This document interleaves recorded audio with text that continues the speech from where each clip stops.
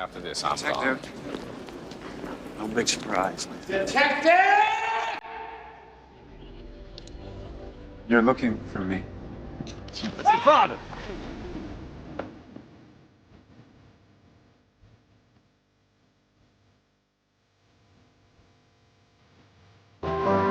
Danny, whatever you think I'm not doing, please don't do it.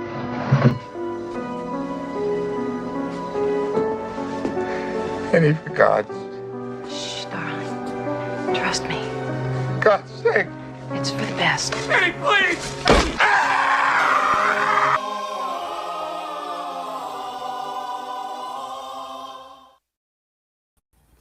Yo, Welcome. What is going on? What's up, Triborough? yo, what's good? Nothing, man. Welcome to Raw Takes Unfiltered, where today we are going to be talking about 90s thrillers movies that are forgotten because, as you see in the clip, we got some great thrillers out there, man. Some real crazy ones. Seven, oh my God, that was Mystic River, Misery. That those were the joints. You know what I'm saying? But there's a lot that people don't watch. They don't know they even exist. We're also going to be talking about some Oscar nominations tonight, and maybe a little bit of that 50 Cent and what's going on with that beef out there right now because it's heating up. Oh yeah, sure. 50 Cent is the algorithm, so we gonna see. Gonna see. Anyways, how we doing, brother? Everything good? Man. Yeah, man. Let's go with you. Man, same old, man. I'm just waiting to get into this, and I want to get right into it. Okay. What is your number 5 on this list for forgotten 90s thrillers? My number 5 is Point Break from '91. Keanu Reeves, the late great Patrick Swayze, rest in peace. You had Gary Busey and Laurie Petty also starring in it, and Anthony Kiedis also is in it from Red Hot Chili Peppers. And it's about Keanu Reeves plays a cop. He goes undercover, Johnny Utah, and he's making a friendship with Bodie, and played by Patrick Swayze. And Bodie has this crew where they're a bunch of surfers and they rob banks during the time that they're not surfing, and they all wear like former president masks. Like you think Richard Nixon or Ronald Reagan, Jimmy Carter. That was their mask, like when they were doing the heist, the bank robberies. And Johnny comes in as a new member, and he makes a friendship with Bodie and his crew, and they take him under his wing. And this was like one of my favorites, like as far as like Keanu Reeves movies growing up, and it reminded me so much of another film that we talked about in the past with In Too Deep with Omar Epps and LL Cool J, where when Omar Epps' character Jay, he goes in and makes a friendship with LL Cool J. He played God and his crew, and then he kind of lost himself. He lost himself in his job and who he was as a person. And this is like the same type of story where Johnny, he loses himself for a minute, forgetting that you are a cop and you are here to do a job, no matter what type of friendship you may have with Bodie and his crew. And then he also developed a love relationship with Laurie Petty's character in the film, because she was cool with Bodie and the crew as well. So the surfing, I've never been a surfer, but I always like watching it. And I like the surfing aspect, of the film, and it was a lot of action, and it's just like every time I see it, it's like this is like a summer blockbuster. For '91, this was like a summer blockbuster film, and if you want to check out like early Keanu Reeves, this is like one of his best underrated films in my opinion. Yeah, and I believe this was before Bill and Ted. This was after. This is after the first one. Maybe okay. All right. I'm thinking of Bogus because that's the first Bill and Ted I ever seen with Bogus Journey. I never even seen the original before. The second one, I think the second one was like around the same time, 91, 92. Yeah, he was heating up You know what I'm saying? But yeah, and I think that's the role that kind of got him like Speed and all those. To think that we could have had a Will Smith Matrix, that would have been crazy. But Will Smith turned down the role. Thank God for that. Right. Because I don't know. Salute to you, D-Ray. What's good? Okay. So mine is from 1992, and a lot of people don't even know this one, but it's One False Move. And it's co-written by Billy Bob Thornton, and he also directed it. So it's a crazy story. You know, they're in a hillbilly town, 3 friends, and you know, Billy Bob Thornton is like the sheriff, and he's just, you know what I'm saying, he's trying to bust it all down. But the ending, the plot, and the twist is just crazy. I don't even want to give, because if I give any element away, it's going to give away the surprise. But it's one of those at the end where you're just like, wait, what? And it kind of just messes you all up. Right. Yo, I can't either, man. I can't imagine a Matrix with Will Smith. I don't think there would have been the trilogy, and I don't think we didn't need the 4th. I'm sorry. Right. I didn't like that one. They're doing another one too. They're doing a part 5. Oh, yeah. I feel like they should have left it at the trilogy and just left it alone. Like right now, for me, that would be like, you know, Christopher Nolan making another Batman, trying to continue from Batman Rises. You know what I'm saying? Like Dark Knight Rises, just leave it alone. We don't need no more movies. We got enough confusion with Batman and all that as it is. Facts. Especially with James Gunn. I don't think he's gonna end up saving DC at all. No. If you want my honest opinion. You might have to do a stream about that. I feel like he's on the right path though, like doing it the right way. My issue with DC has always been them rebooting constantly Superman and Batman. They don't need to do that anymore. Yeah, I mean, there's so many others out there, but I just really feel if he takes it in a certain direction, like I really want old school Batman. You know what I mean? Like, give me the old gray and, you know, the gray and blue suit. You know what I'm saying? Like, I want something like that. You know what I mean? Like something original. Right.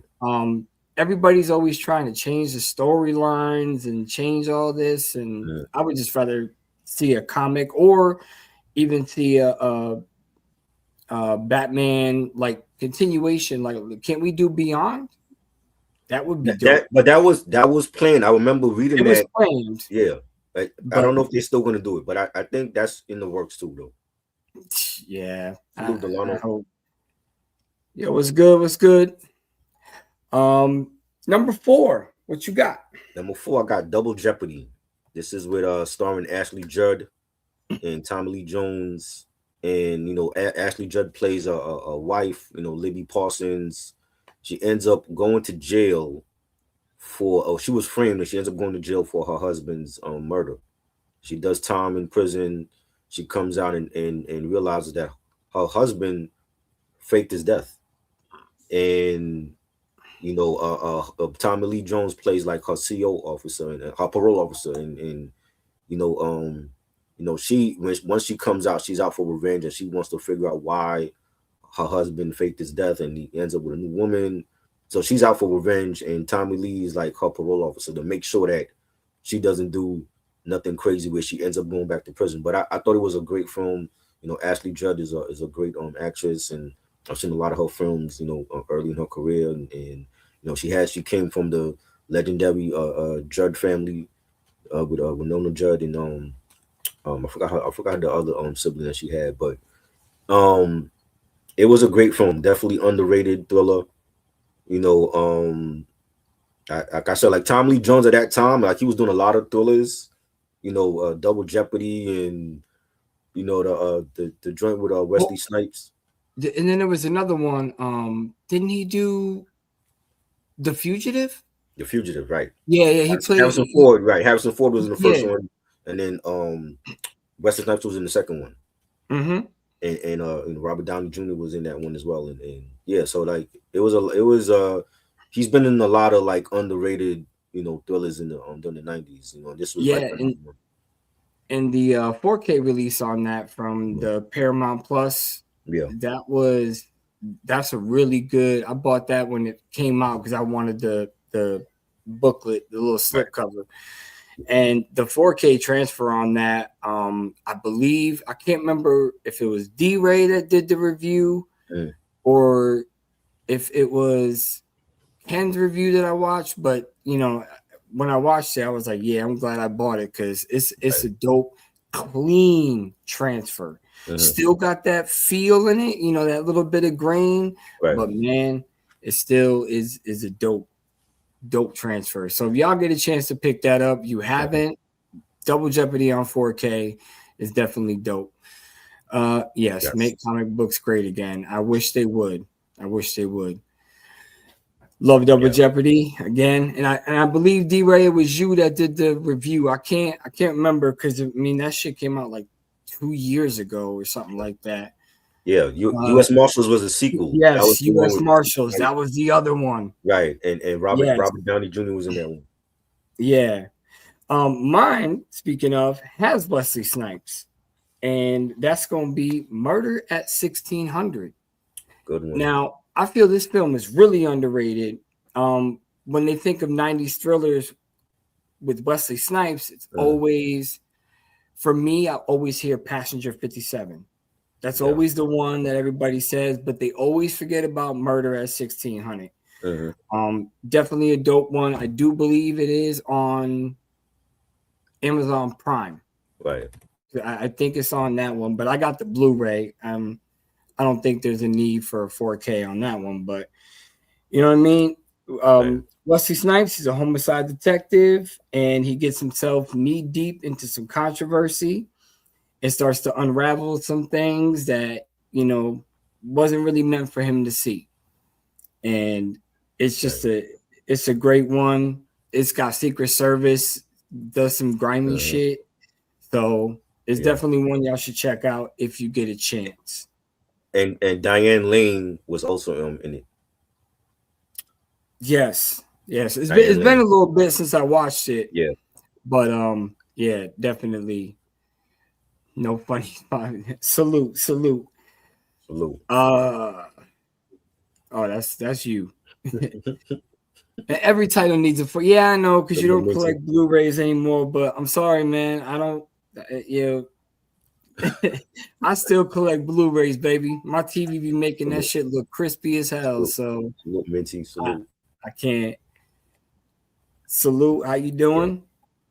Number three. I got single white female.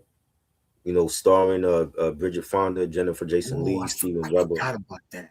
Yeah, really one of my favorites. From the 90s, and this is about Bridget Fonda plays Allison Jones, and she moves in with Jennifer Jason Leigh's character Hetty Carlson, and they form a friendship, and then it kind of gets weird after a while where Hetty, she was already a widow, but it really started to show when she she started being obsessive with Allison, and she was envious of her, and Allison had like the good looks and the fashion. She was like a fashionista.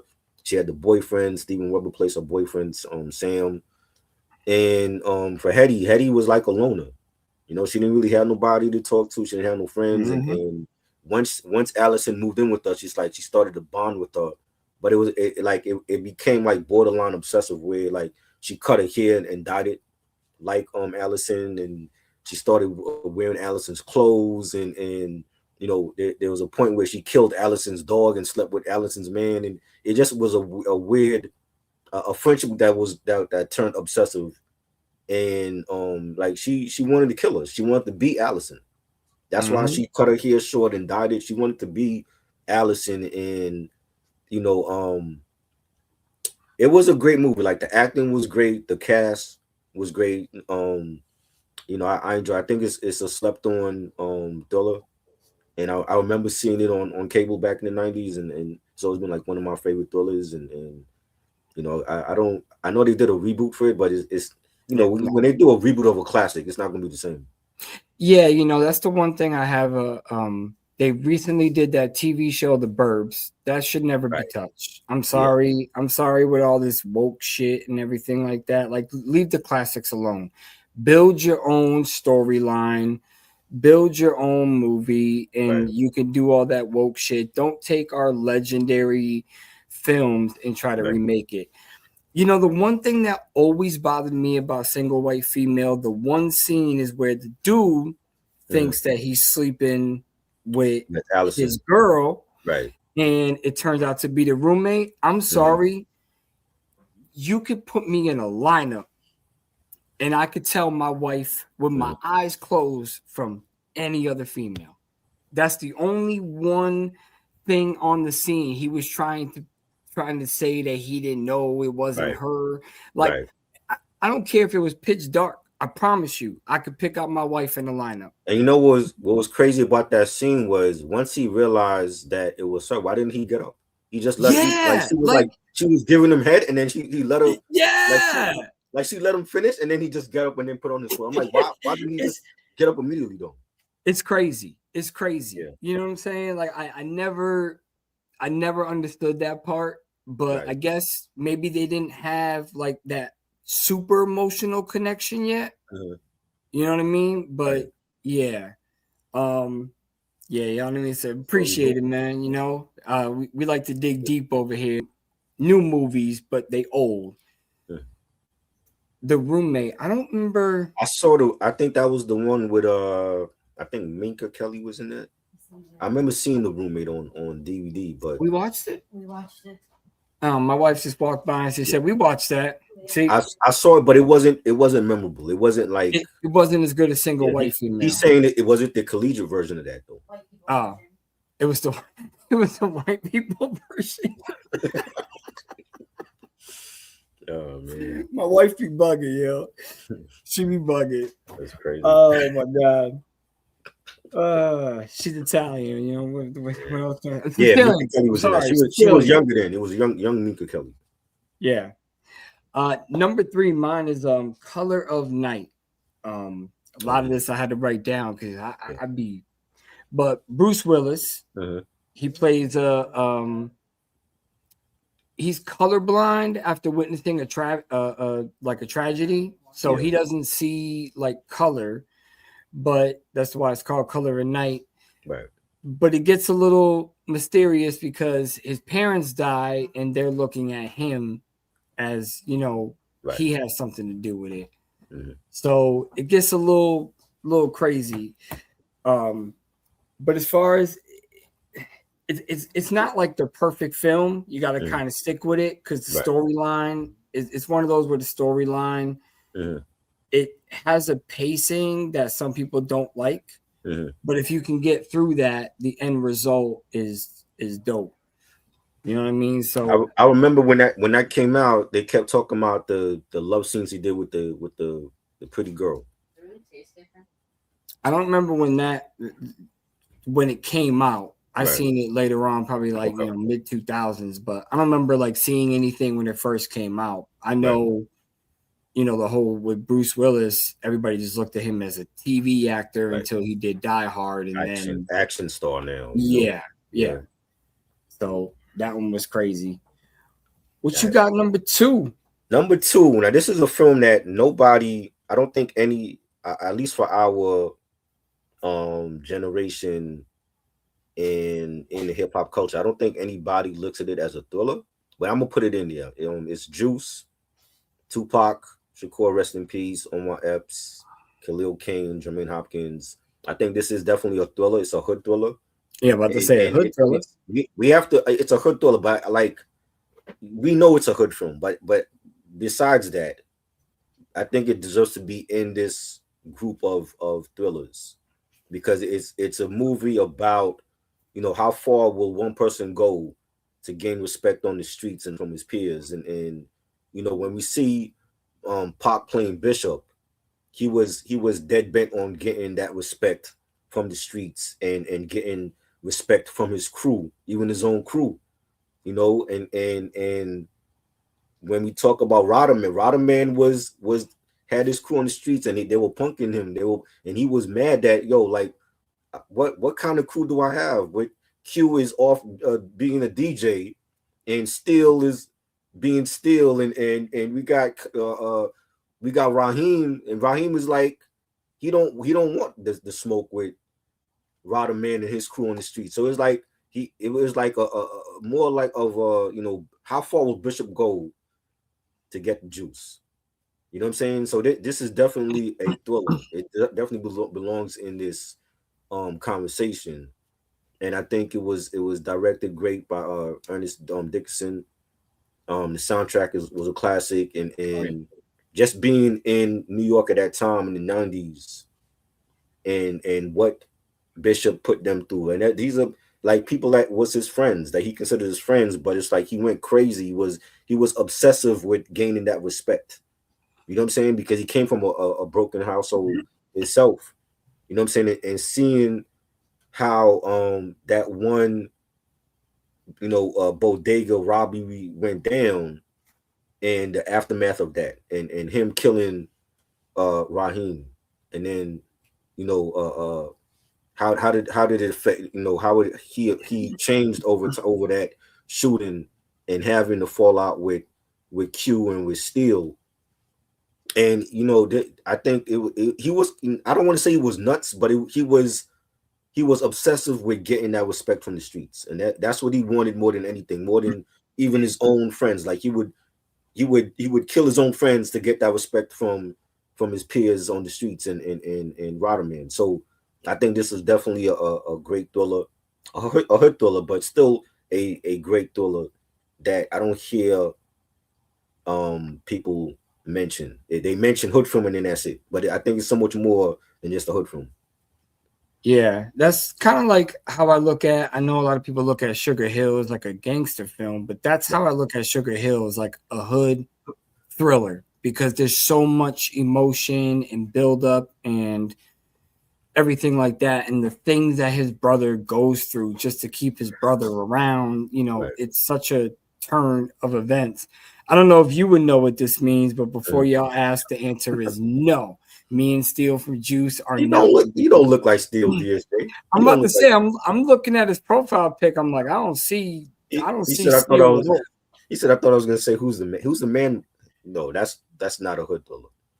No, that's a comedy. Yeah. You know what I'm saying? Like, in my opinion. It was more comedy with a little bit of drama thrown in, but it's not a hood thriller. Yeah, it's definitely not. He said before y'all ask. Oh man. I mean, I can see if you look like him, but I don't think you look like Steel. Who told you look like Steel, DSJ? Yeah. I don't think you look like Steel. Oh my God. My number 2 is Murder in the First, 1995 film. Kevin Bacon, Christian Slater, and this is when Christian Slater was on fire. Right.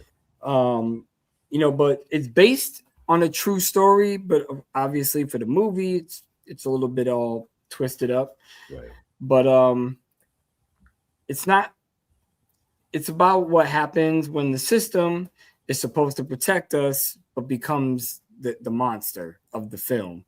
Right. And okay, I see what you're saying now. Oh. All right. Because I'm like,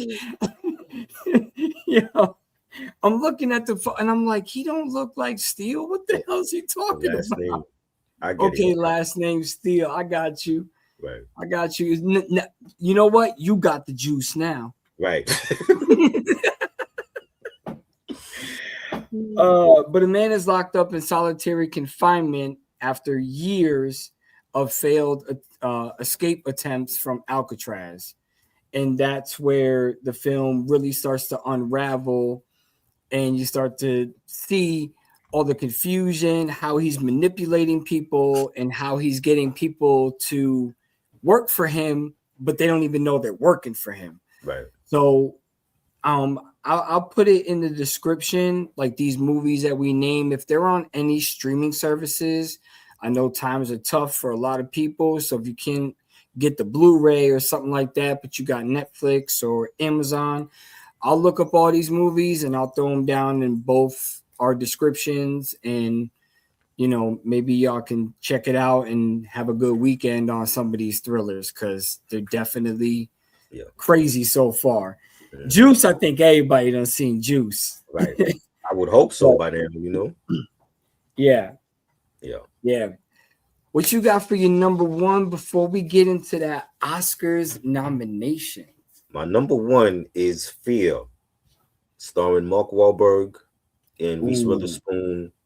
And this was like, teenage daddy girl Nicole, dating the young heartthrob, the sociopath. That's what Mark Wahlberg's character was, and he plays David.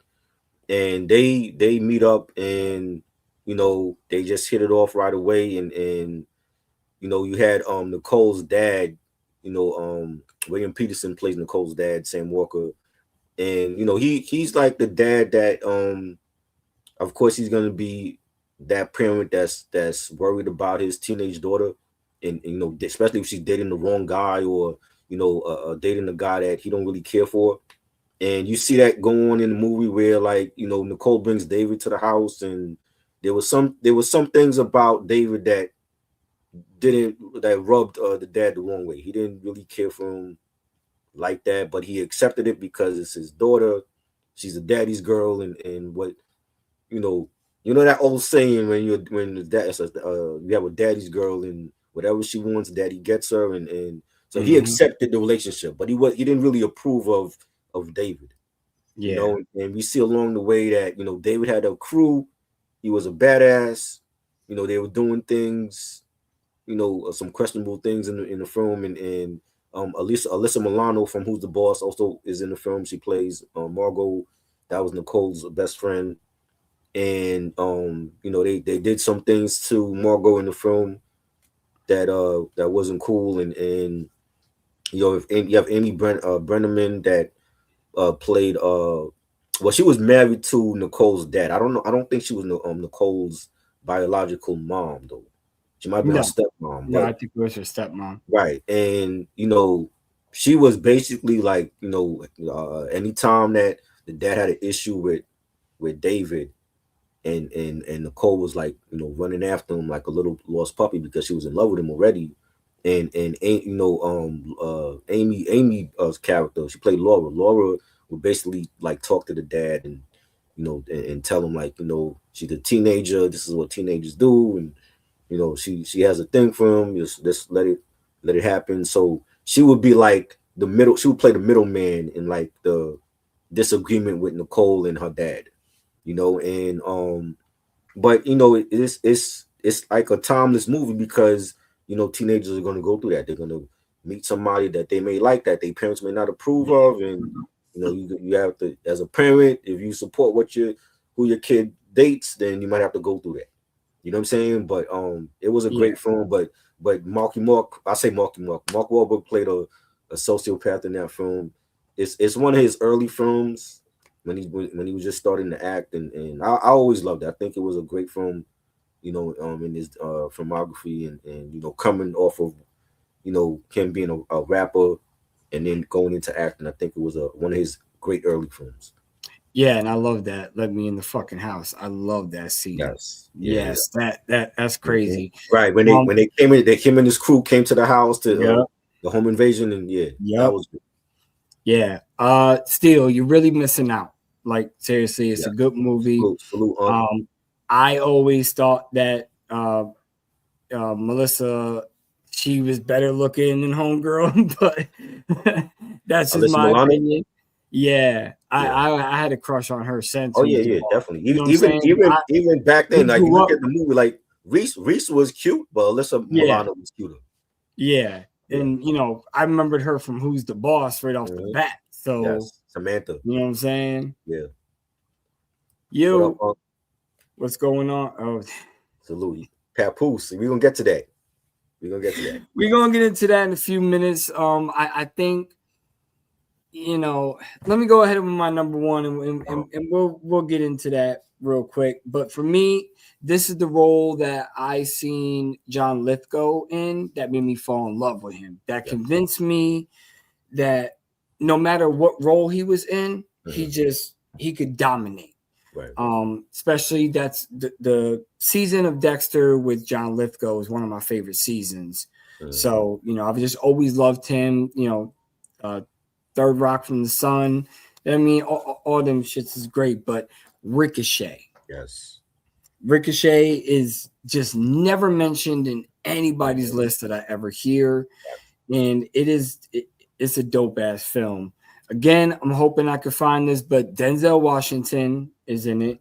And then you got John Lithgow. So right there, that's two gold. That's two gold stars right there. And Ice-T was in it also.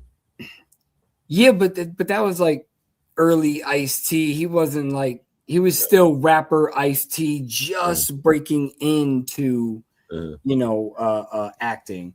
Right. But he plays Nick Styles, Denzel Washington. I always love the name because Nick, you know what I'm saying?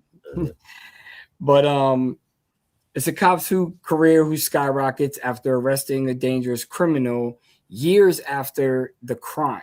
So he ends up catching John Lithgow, but he ends up escaping prison, and then he has one goal, and he wants to kill Denzel Washington's character. So, and the twists and turns in there, and the manipulation, I love those type of movies that got a lot of manipulation in it, where you don't know which way it's going. Right. So, yes, he killed both performances on that. Right. Yes, and sir. He also John Lithgow's character was out for revenge.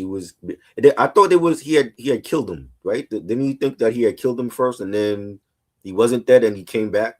Mm-hmm. Yeah. Mm-hmm. So a lot of good. It's all right to you. Everybody has different opinions, but that's the role that made me fall in love with John Lithgow. That's one of Denzel's underrated performances ever. Like when I saw that film and like the things that was done to his character, where he was kidnapped and drugged and he was forced to have sex with like a prostitute. Yeah, it's crazy. It was crazy. But it was great. It was a great thriller. Crazy ass movie. All right, before we get into the Oscars, obviously everybody's, my man's over here screaming Papoose. What do you think? I think it was we know Papoose lyrically is better than 50. Oh yeah. You know what I'm saying? Yeah. That was a good diss track. But the blowback now is going to be what 50 does in response, because 50's already putting up memes, calling out Clarissa Shields, the boxer that Papoose is currently dating, calling her out, and he's baiting Papoose to do something. I'm like, Papoose, other than the bars, what does he really have else to stand on against Love and Hip Hop? Everybody did that. Jim Jones was on Love and Hip Hop. Yeah. You know what I'm saying? Joe Budden was on there. I was about to say Joe Buttons was on there. Right. So it's like other than the bars, like what else does he have to go against 50? Because he doesn't have albums that can compete with 50. He doesn't have the type of money that can compete with 50. So I mean, to me, it's already a mismatch. Yeah, I just think that he's jumping in just to get a little something, like just to get a little clout, just to get a little chase and have people go back to his music, which it's a great tactic, but all you got is mixtapes. I mean, there's really nothing. Exactly. And when it comes to mixtapes, 50 Cent was the face of that era, him and Weezy. Yeah. So his mixtapes were even better than Papoose on. Yeah. They dominated that whole mixtape generation. And then after that, Lil Wayne dominated it. You know what I'm saying? So really, I've seen a post where 50 put up something at the end of the post. He put the algorithm coming soon. So is that going to be like his new album? Does he have a new album dropping? Well, he's got a whole website too, where he has his own channel now. Right.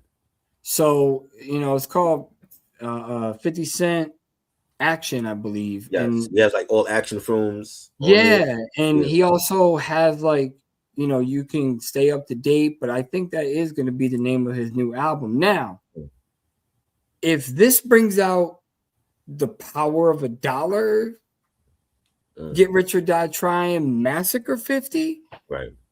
I'm all for it. Right. But if you give us another Curtis or you give us another Animal, whatever the hell that album was called, I don't want to hear it.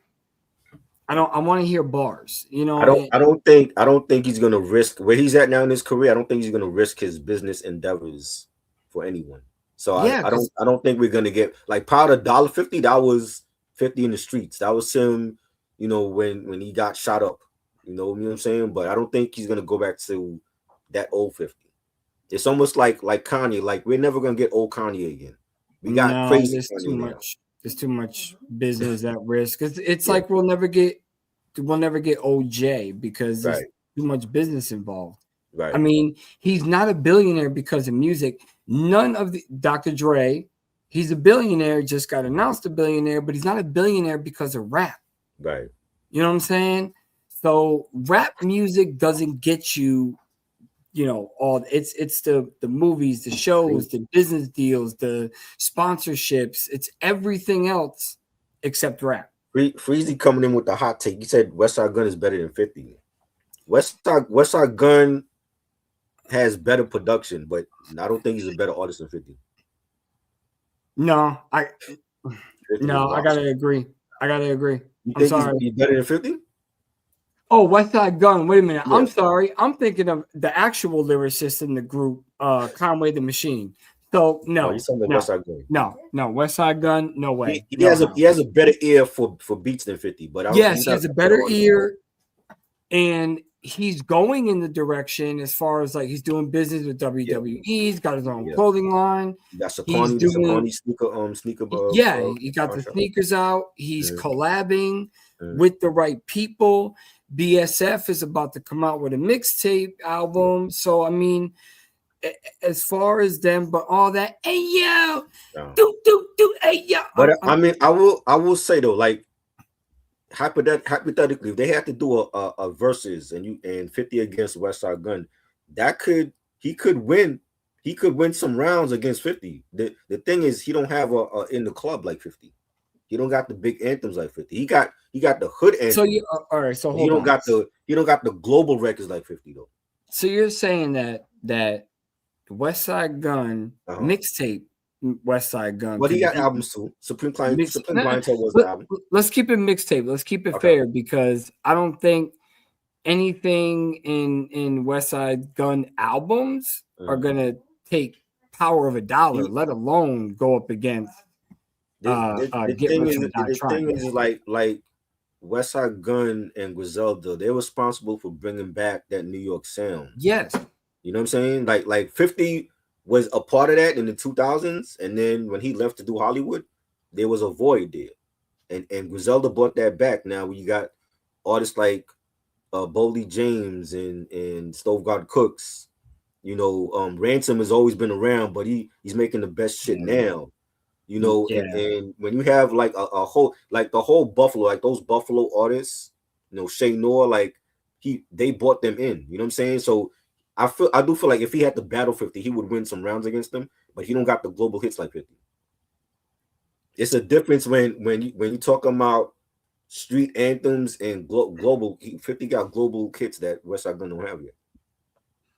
Yeah, I can agree with Steele on this. I mean, lyrically, what 50 was never like great lyrically. He knows how to make hit records. That's the thing. Yeah, like the MC, the best MC in that crew is Banks. Yeah, and I love Young Buck. Young Buck doesn't get enough respect either. Young Buck was fire. No, I can't agree with that. I like Young Buck first two albums on okay. Junior. I think those are like his best. Okay, I'll take Young Dro over Young Buck. What? Nah. What? You crazy?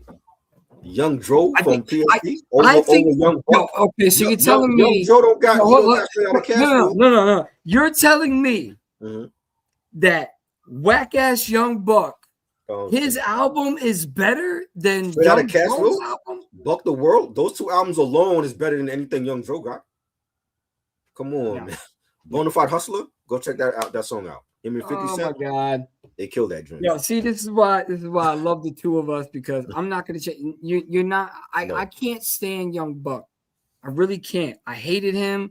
I never liked his voice. He's another annoying dude. Like he doesn't sound different from anybody. I mean, when you look at it, like remember, Young Buck was a part of Juvenile's crew, and he left Juvenile's crew to sign with G Unit and 50 really put him like made him known, like put him at the forefront on Beg for Mercy.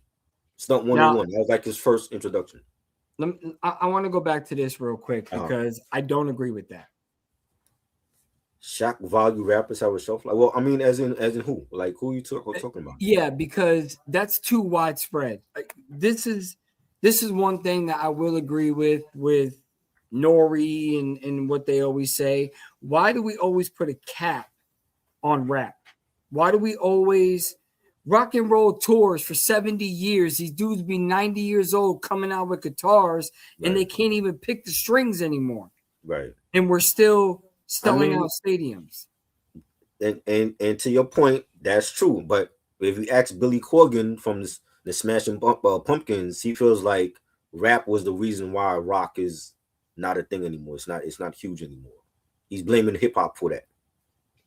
But that's because 50 years later, rap is finally dominating. He has to remember also a lot of those rock groups from the 90s, what happened to them? They disbanded for either personal reasons or the lead member ended up dying. Kurt Cobain died. Eddie Van Halen is gone. You know what I'm saying? Even with the Smashing Pumpkins, there was a point when they broke up. So you got part of that is he got to blame. You got to take some blame for that also. And you know, at the end of the 90s, going into the 2000s, you had the rise of new metal. You had Limp Bizkit. You had Korn, Linkin Park, POD, Slipknot. So it was like that was rock. I mean, for me, that was my rock and roll. Like I didn't listen to a lot of the 80s rock bands. I knew of them, but I didn't listen to them. So my introduction to rock was Nirvana, you know, Stone Temple Pilots, Smashing Pumpkins, and then the new metal stuff. You know what I'm saying? So, but I don't feel like you can blame hip hop for the downfall of rock and roll. You know what I'm saying? Like, and rock and roll is still a thing, and now it's just that a lot of the groups from back then are no longer around.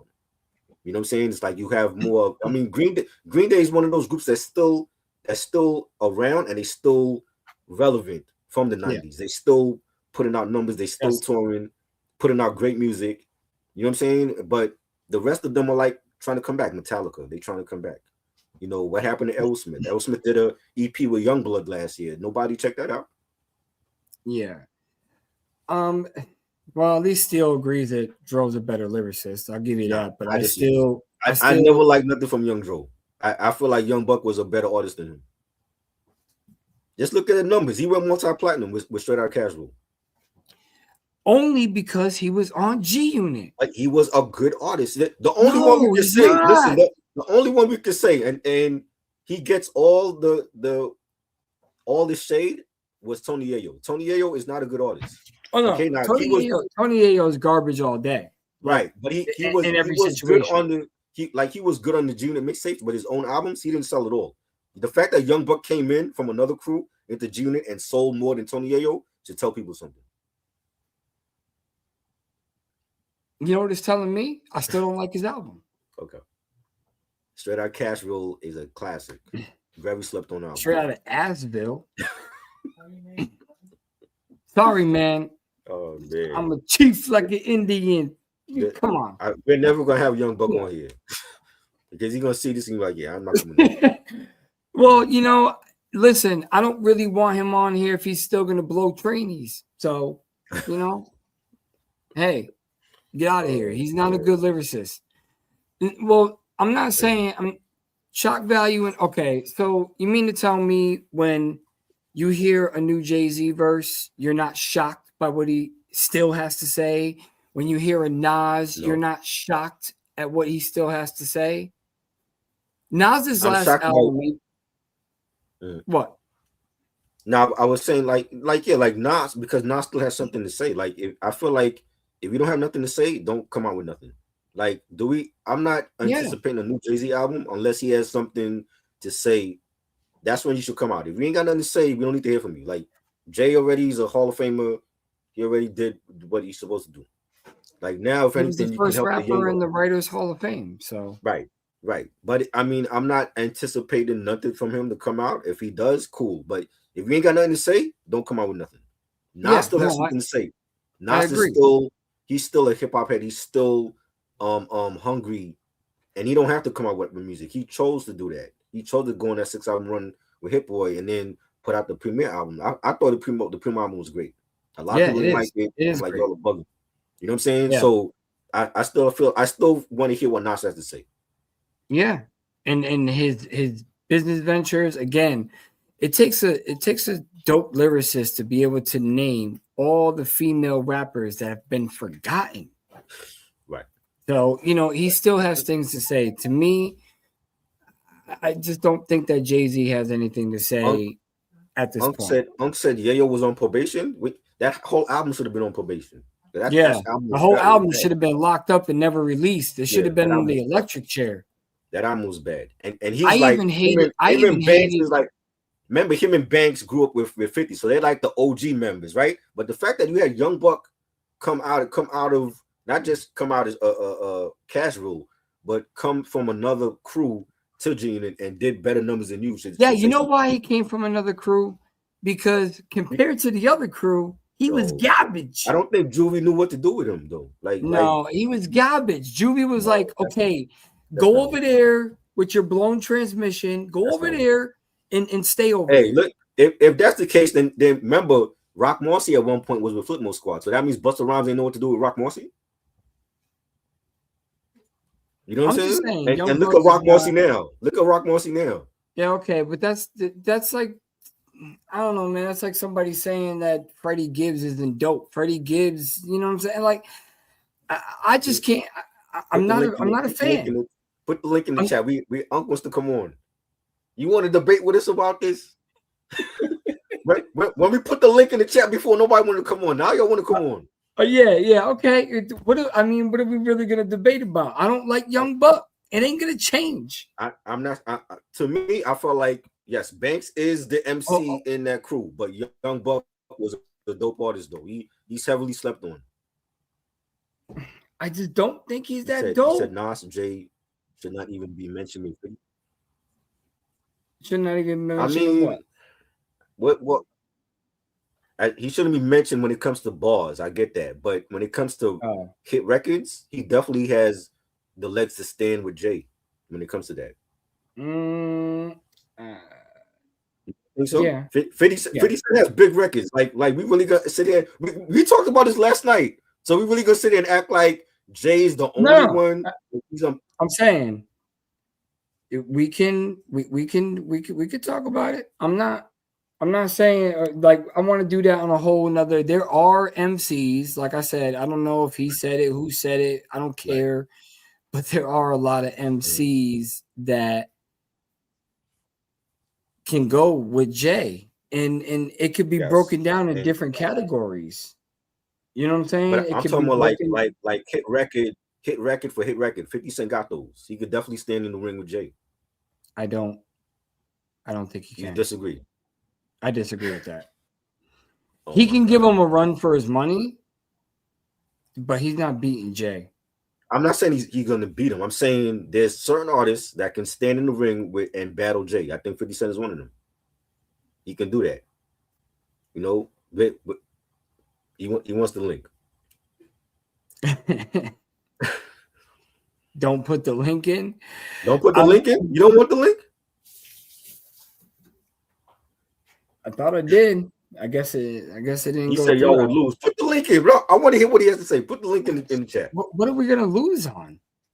But I'm curious to hear what's his argument though. What? Is it Young Buck? Is it for Young Buck or is it for Yayo? Hold on. You know what? I'm tired of this.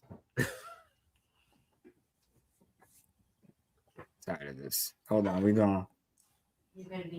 You're gonna angry person. That's right. Get your ass in here. Whoever wants to be on it. Yeah, whoever wants to be in here, that's fine. You put the link in before nobody wanted to come on with us.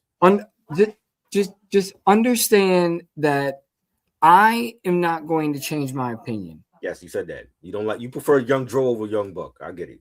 Okay. I don't like Young Dro. Okay.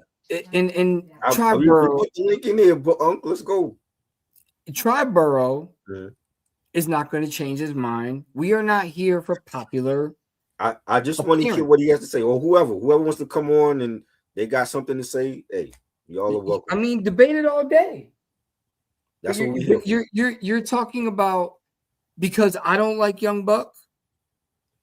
I enjoyed Young Dro's album better than Young Buck's. And where's Young Dro at now? Where's he at? Doesn't. Where's Young Buck at? Well, Young Buck is still putting out music. Without He is because he's garbage. I haven't heard it. He's still putting out music. Okay, I haven't heard it. I've seen videos on his YouTube channel. He's still putting out stuff. Oh, on his YouTube channel? Yes. All right. Well, I still think, and I would have him up as a guest. That's fine. Like he has like not when he see what you have to say about him. He ain't gonna want to be on here. Look, listen. He only sold because he was on G Unit. That's not true. He sold because he was talented. True. He had hit records. All right. Because if that was the case, here's a hot take.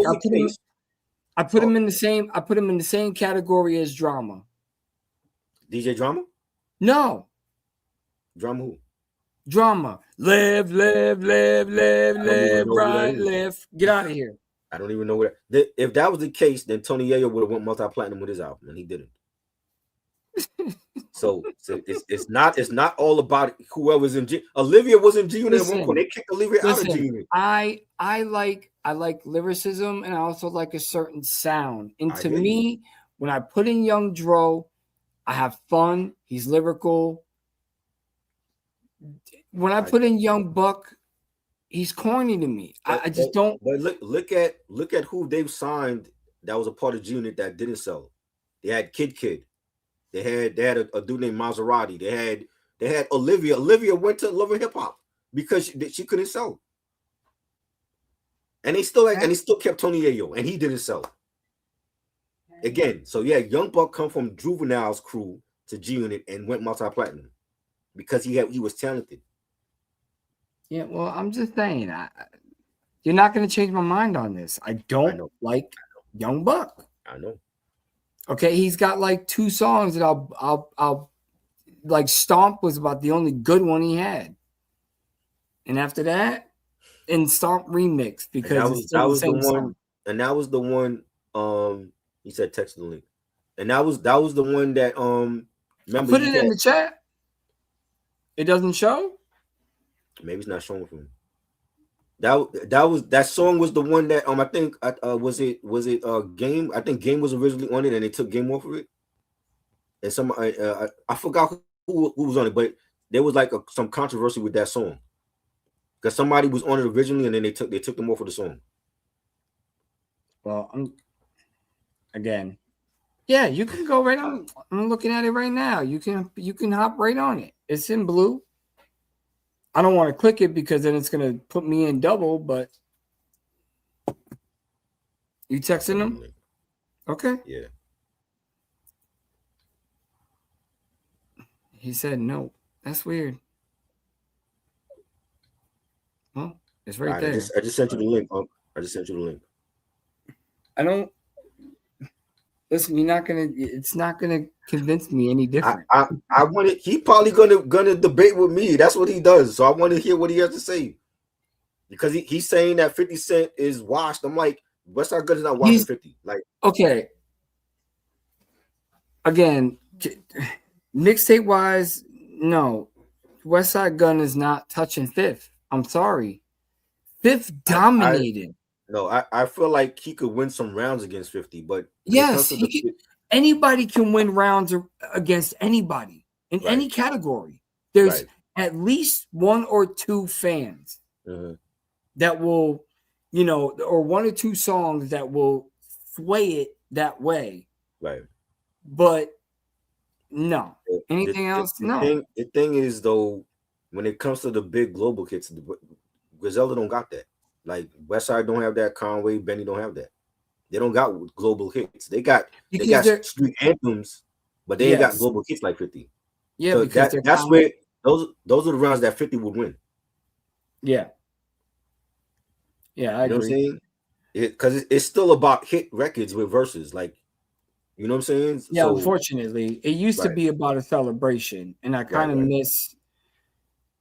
It's the fans that made it into a battle. It's not Now, a if- battle. It right. shouldn't Now, if- be a battle. It should be a if they- celebration. If they made it like that, if you took out all the hits and it was just like bangers, then I think West Side Gun would beat him because he got that.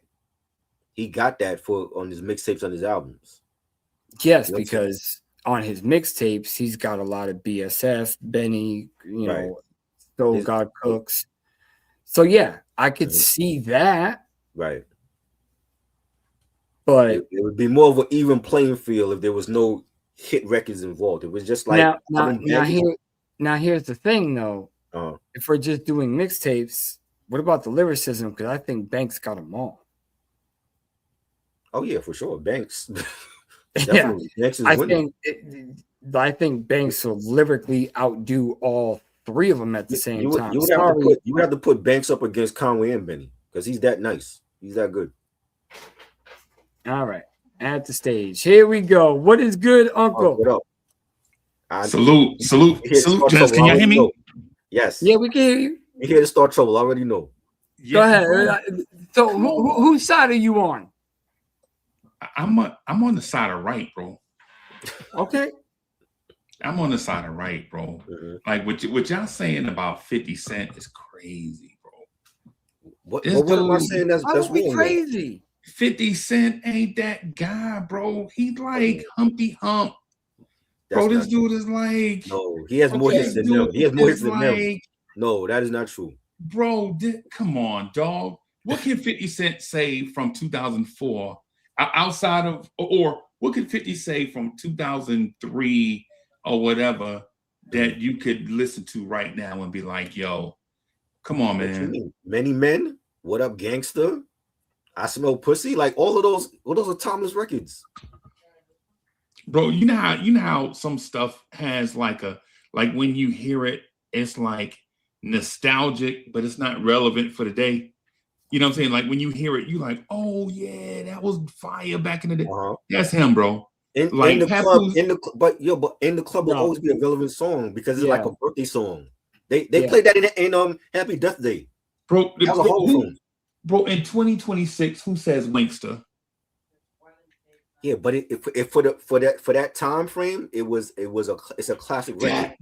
That's my point, dog. That's my But that's the point I'm getting bro, at. if we go back to 80s rap, there's a lot of 80s rap that was in that era and it didn't get out of that era. But it's classic because it was a part of that era. Right, respectfully, nobody's dissing Kool Mo D right now, though, dog. Mhm. Pap dissed 50 Cent on Wednesday. Right? We talking about what 50 Cent can do today. Like he threw, bro, like he got off on like how to rob, calling Missy fat. That was shocking people. Like, yo, oh, you heard what that man said? That's a timeless record though. People remember that because of the name dropping he was doing. But you can't do that in 2020. Why not? Why you can't do that? Why not? If there's a new hungry young artist ready to come out and they want to make a name for themselves, they could do that. Who's stopping them?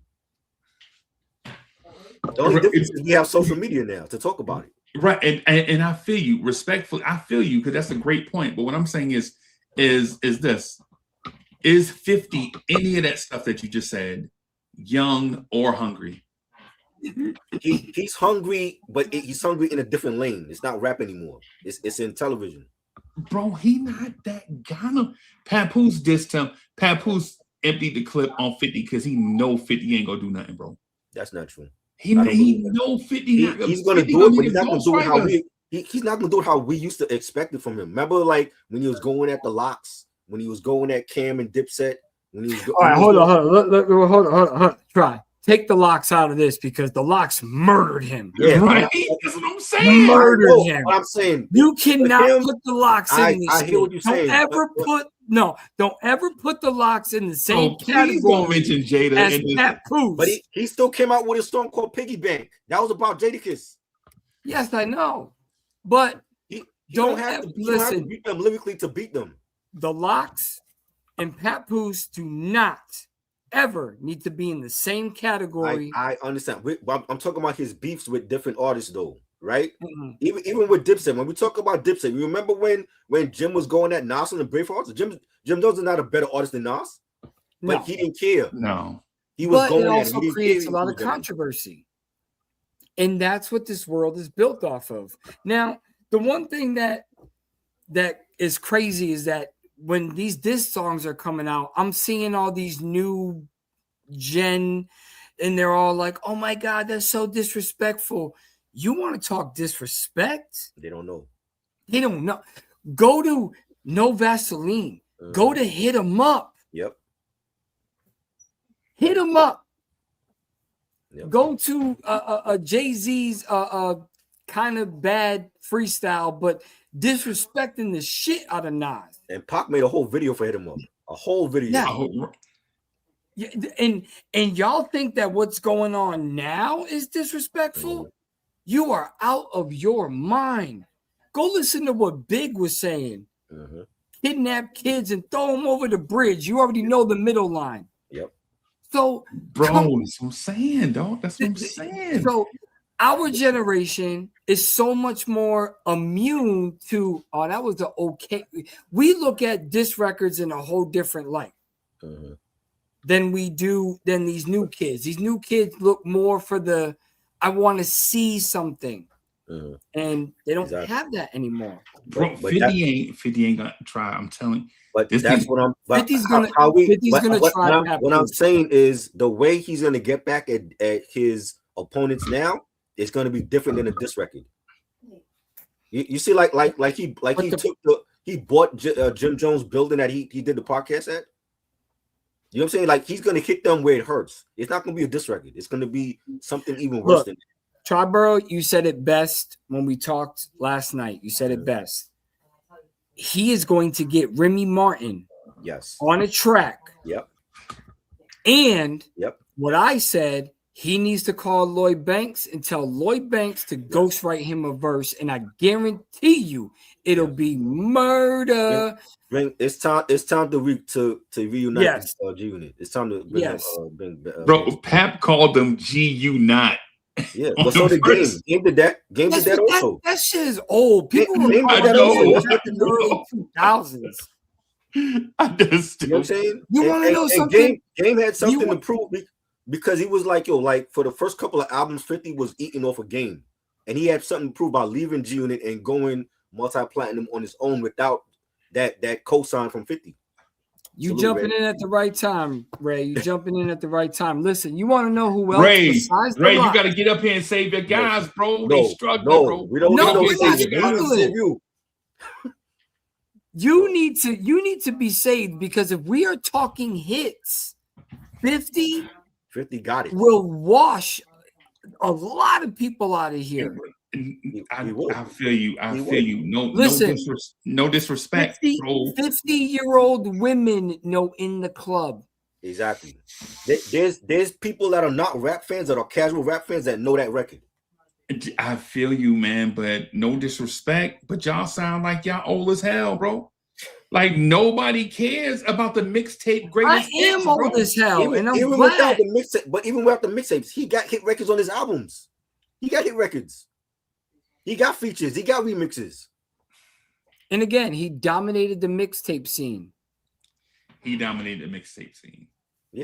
But the mixtape scene was 20 years ago. He has classic albums. That was 20 years ago. I feel you. He dominated that. He is right. I mean, Fifth has not had a hit album. 2 decades, bro. Yeah. Okay. Yeah. But he did what he needed to do.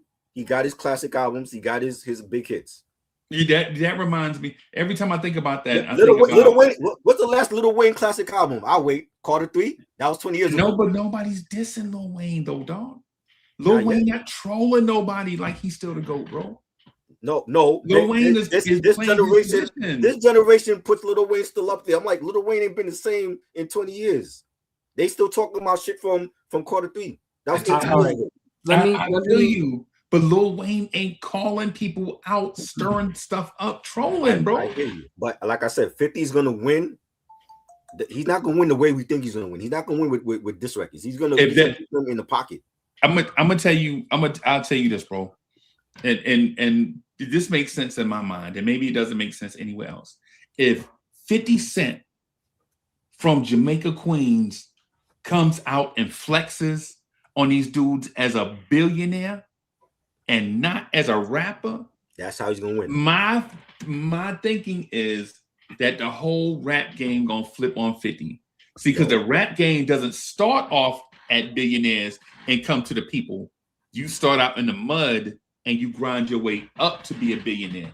And if you just come out flexing like, oh, I don't have to do, I'm rich. Hey man, me and others just gonna flip on this dude, bro. Because hip hop is about being hungry, bro. You would flip on 50 Cent before Drake, right? And after what Drake did, and take him. Okay, let's not involve Drake in his ghost right now. Yo, stop with the Drake shit. Drake is a great entertainer. He is not a rapper. Again, go to any random song and look up who wrote it. You got 6 to 7 to 10 names on one song. He is not a writer. He is not a lyricist. He is an entertainer. The Weeknd smokes him when it comes to writing. I think to say that we would lose respect with 50 Cent compared to what Drake has done is crazy though. And Luna, let me correct you on this. Lil Wayne did not steal the mixtape era from 50. 50 stopped doing mixtapes and Lil Wayne took it over. Right. But he did not, by any means necessary, steal the mixtape scene. They on the Mount Rushmore for the mixtape era, both of them. Yeah, and the mixtape era had a lot of stuff going on with it too. Thank you. It was like a lot of Ray. Right. Yeah, I'm just talking about the respect factor. I'm not talking about him being an MC. We know he's not that. I'm talking he don't about even have my respect. Well, that's what I'm talking about. Like if you would lose respect with 50 compared to what Drake has done. That's what I'm talking about. Yes. No. I wouldn't lose respect for 50 only because from the grind to now, and that is, and he's not a billionaire. Let's make this clear, but he has TV shows that everybody loves. Right. He has been in movies that everybody loves. He has done songs that people still play at their weddings. Right. Nobody's putting on Papoose at their wedding. That's what I'm talking about. What does Pap have to, other than the bars? What is he gonna go at 50 with? Bro, that's where the conversation gets twisted because it's supposed to be all about the bars. Right. That's what it's supposed to be about. All about the so if it's about the bars right now, then bars wise, he needs to call Lloyd Banks. Right. That's the point that I'm getting at. And the discussion is not gonna bar anybody up, bro. And he's not. Lloyd Banks isn't gonna do that because Papoose actually gave him props in that diss, saying that Banks was the only one in his whole crew that was lyrical. Right. Which I disagree because the game, people sleep on the game. Game was dope. My only issue with the game was the name dropping. That was a annoying after a while. Yeah. It does get annoying. Yeah, because I'm better. I don't want to mess with the white boy, and then you're better than the white boy. Right. And, I get it. And that's fine. But he still makes dope ass songs. He still makes dope albums, and his catalog is strong. Yes, I agree. Game's catalog is extremely strong, and still does it to this day. Yeah. And no disrespect, man. The 50, I just have him in a place with Ja Rule. That's the way I'm viewing it. Ja Rule was a big star. He had hit records. Yeah. I'm not saying he was bad, bro. I'm not saying he was bad. But I mean, but the way you say this, like you're throwing him in. Oh, he's in the group with Ja Rule. Like, what does that mean? Yeah, I'm saying that means Ja Rule for a stitch of time was one of the hottest rappers on the planet, and he made great songs. Right. He made great songs that people can look back on. Him, Nelly, 50. There's like these guys. They were Luda. Like there was a stitch of time where these dudes were like the hottest thing on the radio. Yeah. Right. But if you go to 50 right now, if you bump into 50, say a cannabis bump into 50 on the street and they battle, come on, dog. We already know what's gonna happen. Cannabis. Yeah, but that never stopped him from going at the best lyricists. That never stopped him. I understand. But if we throw it, cannabis is a dope. And I said cannabis too, by the way. But yes, yeah. But cannabis was dope back then. Now he's on some lyrical alien, planets aligning, and everybody's grinding, binding. And he on that Cool Keith. He's on that like alien spaceship. We're all gonna get sucked up by some laser beam. No, and that's where I gotta stop. Me too. Agreed. You know what I'm saying? But listen, Ray, I can agree with you. Pap's got bars, but that's all he's got. Yes. He does not have one hit that he can play in the club. That's like saying Jay Mills would be 50. He's not going to get 50. He's not going to bake 50 into a battle because 50 not doing that no more. Right. You know, so if anything, this benefits Papoose to get eyes on Papoose and who he is, but he's not gonna 50 not going back and forth with him. No, that's the thing. He's not gonna. The only thing he can do is what you said. Try. He's got to try to get Remy Martin on, and he needs to get Lloyd Banks to secretly ghostwrite for him, and Lloyd Banks needs to be 50, not Lloyd Banks. If we get Remy, then it becomes personal, and that's what 50 love. He loves that, making things personal. Now, will Remy Martin do it? I think she'll do it. I think she would too. For money, if you bread, she'll do it. Yes, if you break bread in there, you know what I'm saying? Yeah, she'll do it. Then it's all done.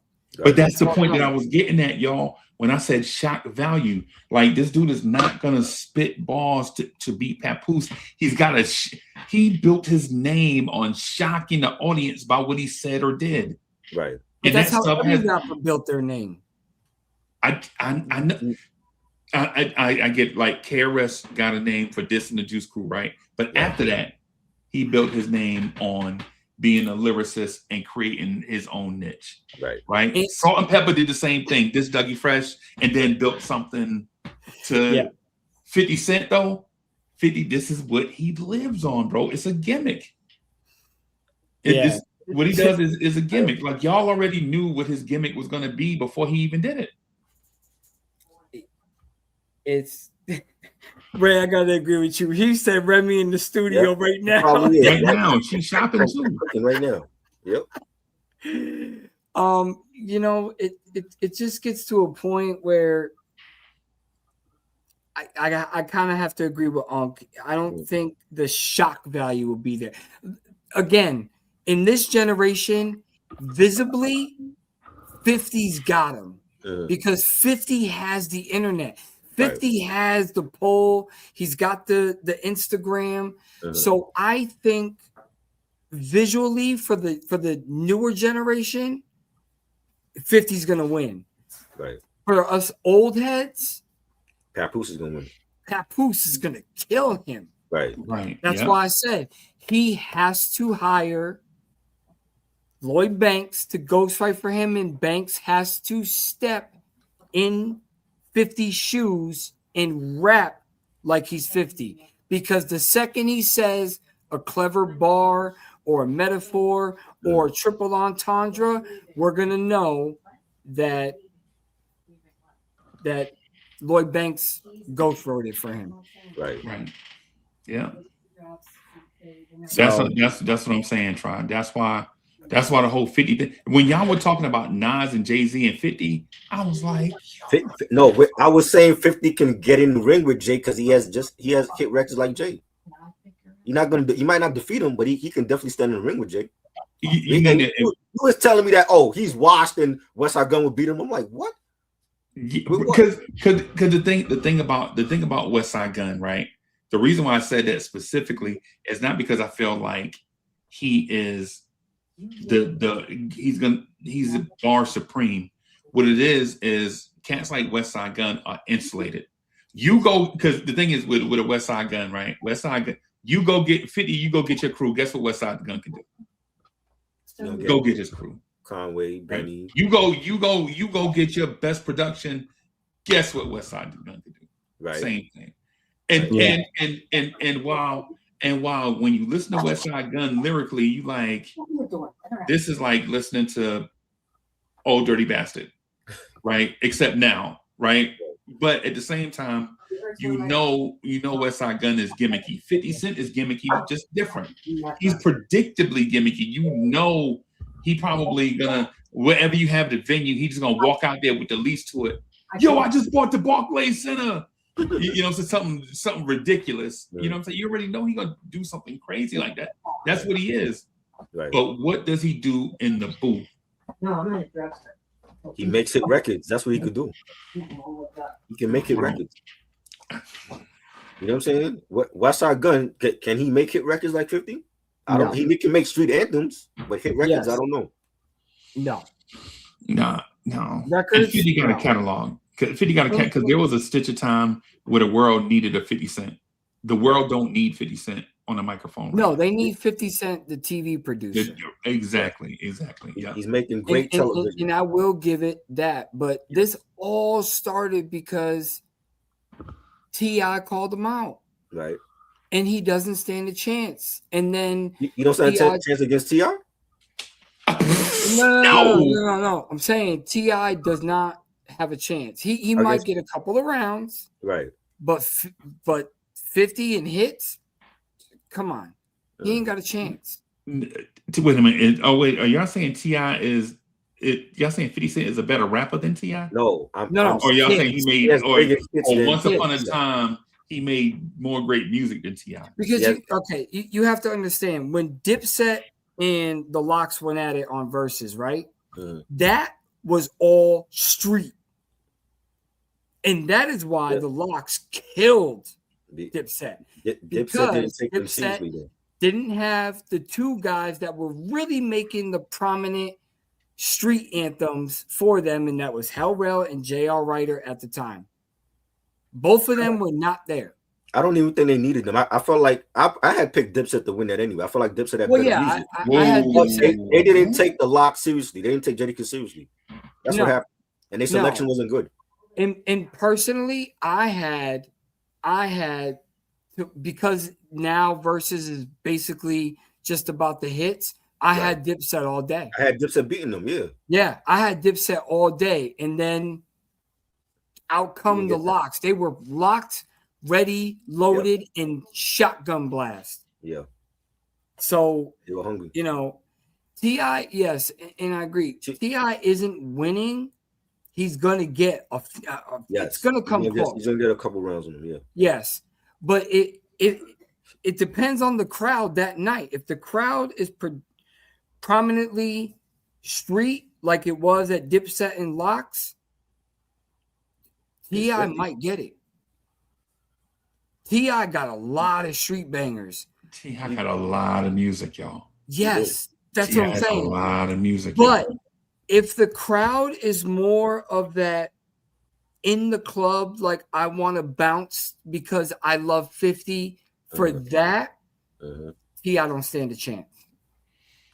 If it's a street crowd, T.I. might just get him by one. T.I. has more great music, but all 50 need is just 3 albums to work with. He don't need nothing else. But again, Luna, this is where this is what Versus used to be about. The celebration, the lyricism of each other's music. There was no winner. Right. There was no winner when they first started. It was a celebration of one another's music. Right. It's the audience that made it. This guy won. This guy won. This girl won. This girl won. And that's what it turned into. So now when you talk about a Versus debate, it's not the same. It's all about the hits. Right.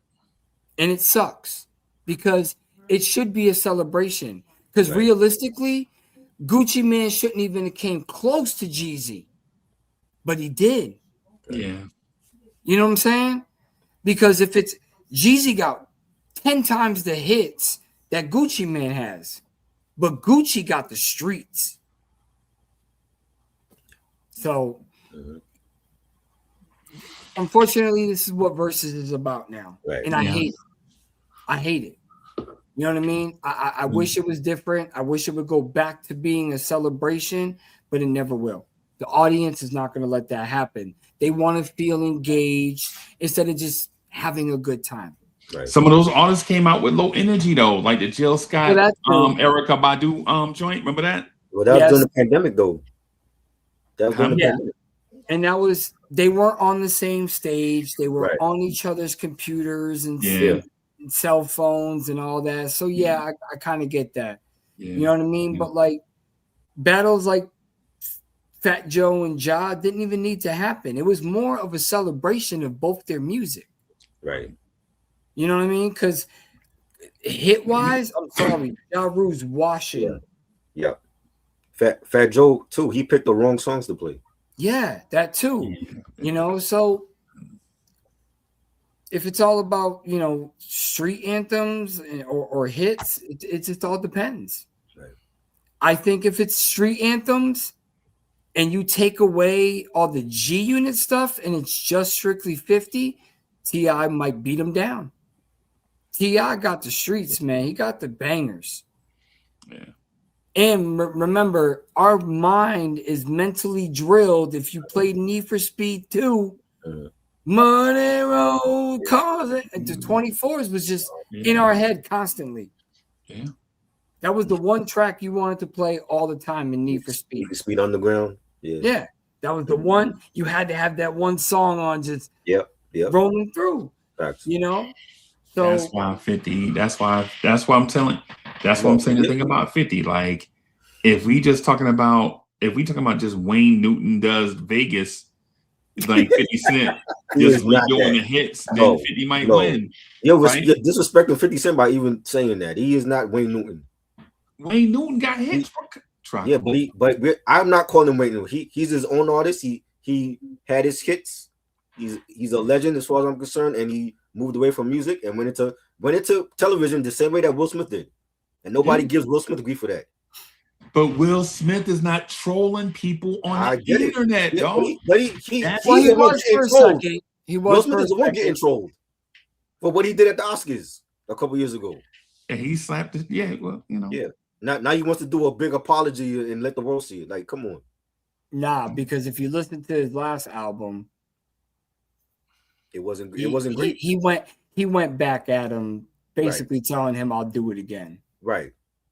So again, everybody has their trolling, everybody has their, and then when it comes to trolling, I'm sorry, 50 Cent is the king.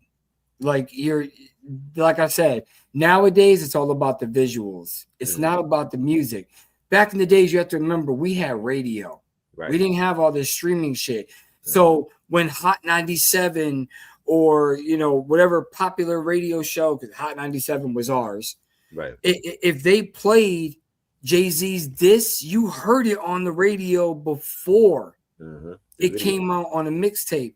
Or if Flex was like, yo, I got that exclusive 5 o'clock, everybody was tuned in. Right. 5 o'clock, what do you got that's dissing who?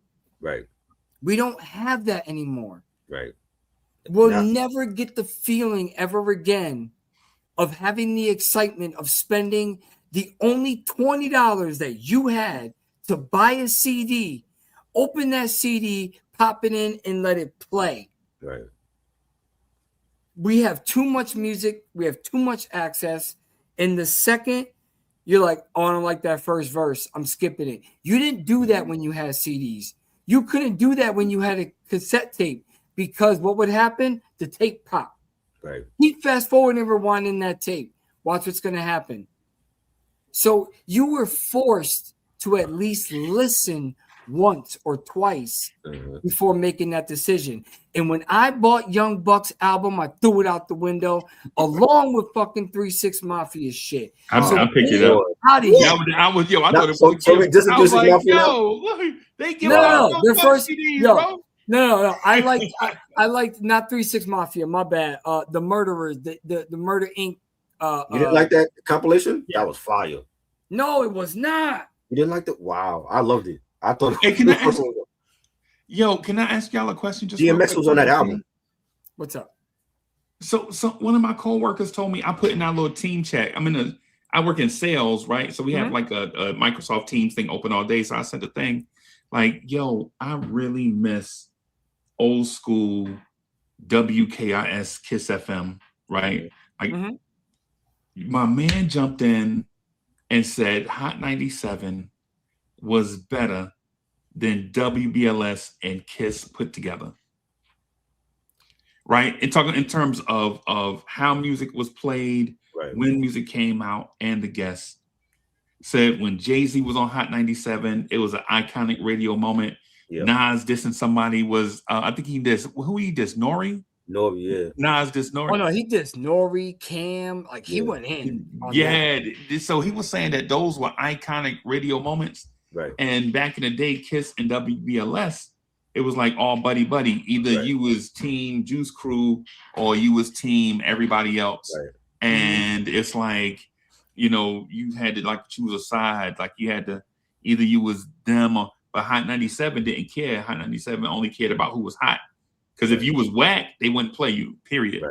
Like Right. if you wasn't absolutely the hottest, they wouldn't play you. But I don't see it like that, bro. I thought the thing is, like when we would go to the record stores would have the Hot 97 playlist. So you could look at the playlist and see what they're playing. They're playing Puffy 100 times a day. They're not playing CNN like that. They're not playing OC like that. They're playing what you just said, the popular artists. They wasn't playing everybody that was great. So that's why you had the Offspring shows like Battle of the Beats with Angie Martinez. Then you have Feature Flavors with Marley Marl and Pete Rock. Then you had DJ Scribble. He would come on and do his set in Vet Alert. So they had different popular radio personalities with their own shows that would have to play the other artists that wasn't being played in the rotation. Yeah, and I think as far as radio shows, I think back in the days, nobody was beating Stretch and Bobbito. Right. I mean, they had artists coming through, busting freestyles, and you know, it was late night, so they could swear and like that was a whole different ball game, though. You know, like as far as radio stations, I mean, you even got Ray saying you can't compare WBLS and Kiss FM to Hot. Ray young though. Ray don't know he young. They were but those two stations were mostly R&B. They didn't play a lot of hip hop on the other stations.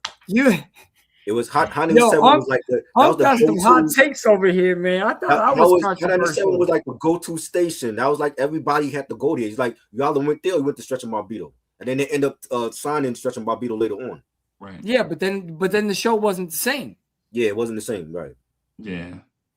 Once you get into that big, look at all the YouTube channels that we all loved when we first started watching them, and then they got bought out by a big conglomerate, and now we no longer even watch them. Right. You know why? Because now they have to conform to their rules. Yeah. Right. And that's what happens in this culture, and all this stuff, all this podcasting, and again, streaming music. I tell my son all the time, you will never know the feeling of opening up a movie, a VHS, a DVD, and like reading and watching special features. Right. Right. You'll never understand. I opened up booklets. Who produced it? Who wrote it? Who samples are they using? Right. And then the biggest love for me, I don't know about y'all, but when I used to open up a CD booklet and I saw the lyrics, my fucking head would explode. Yeah. Right. You don't get that feeling anymore. Right. Right. An album is good for 10 minutes in the new generation. They quoted a classic and it's done. And I seen an interview recently with OK Player, and they had Ninth Wonder and his new artist Ruben Vincent on it. And what Ninth Wonder is doing now that he's doing, like, he's teaching classes for like the younger heads, and the younger heads are like making beats, and they want to know where the samples are coming from. So what he's doing now is everything that he's sampling from that he's producing, he's gonna make a whole playlist and put it on Spotify and Apple Music so that the young kids can find those samples that he used, and then they could go listen to, like, he sampled Albie Shore for the Ruben Vincent album. So for people that don't know who Albie Shore is, they can go get In Effect Mode and find out who Albie Shore is. Top 5 R&B album of all time. Definitely. Hands down. His best album to me. Yeah. But hey, to the point, I think I think Hot 97 is the epitome of what y'all are saying. Like, I think Hot 97 was at the forefront of super corporate, a lot of money, A lot of money put into Hot 97, whereas WBLS was a station created by Roberta Flack. They lived on the edge of a penny, you know what I'm saying, for a lot of years before they got to the 80s. Right. And and Kiss FM, we all know that was like the radio station born out of like the freestyle era, like that freestyle Shannon and Lisa and Cult Jam, and then eventually they got the hip hop, and then it was like you know, Cool DJ Red Alert and others coming through to. But I think WBLS is a godfather. I don't know if you can compare it to anybody else, bro. You can't, because they were playing. If you wanted to hear true soul music, R&B, it was WBLS and Kiss FM at that time. Yeah. And Hot 97 was like the hip hop station we all would go to. Yeah. And then when Kiss got bought out, I believe they started playing every genre of music, country, and then that's when it dipped and declined because again, you're no longer getting that originality of Shannon and Lisa and all that stuff. So I mean, and again, it was bought out by a bigger corp.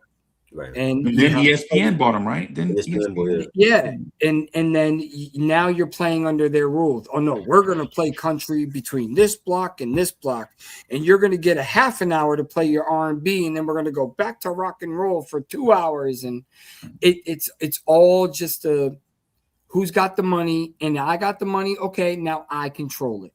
Right. And their ratings went down like crazy. Yeah. I could only listen to him at night. The Barry White show. Y'all remember Barry White had the joint? Yeah. No, I do not remember that. Yeah. That's the only time I really listened to Kiss for a minute. Yeah.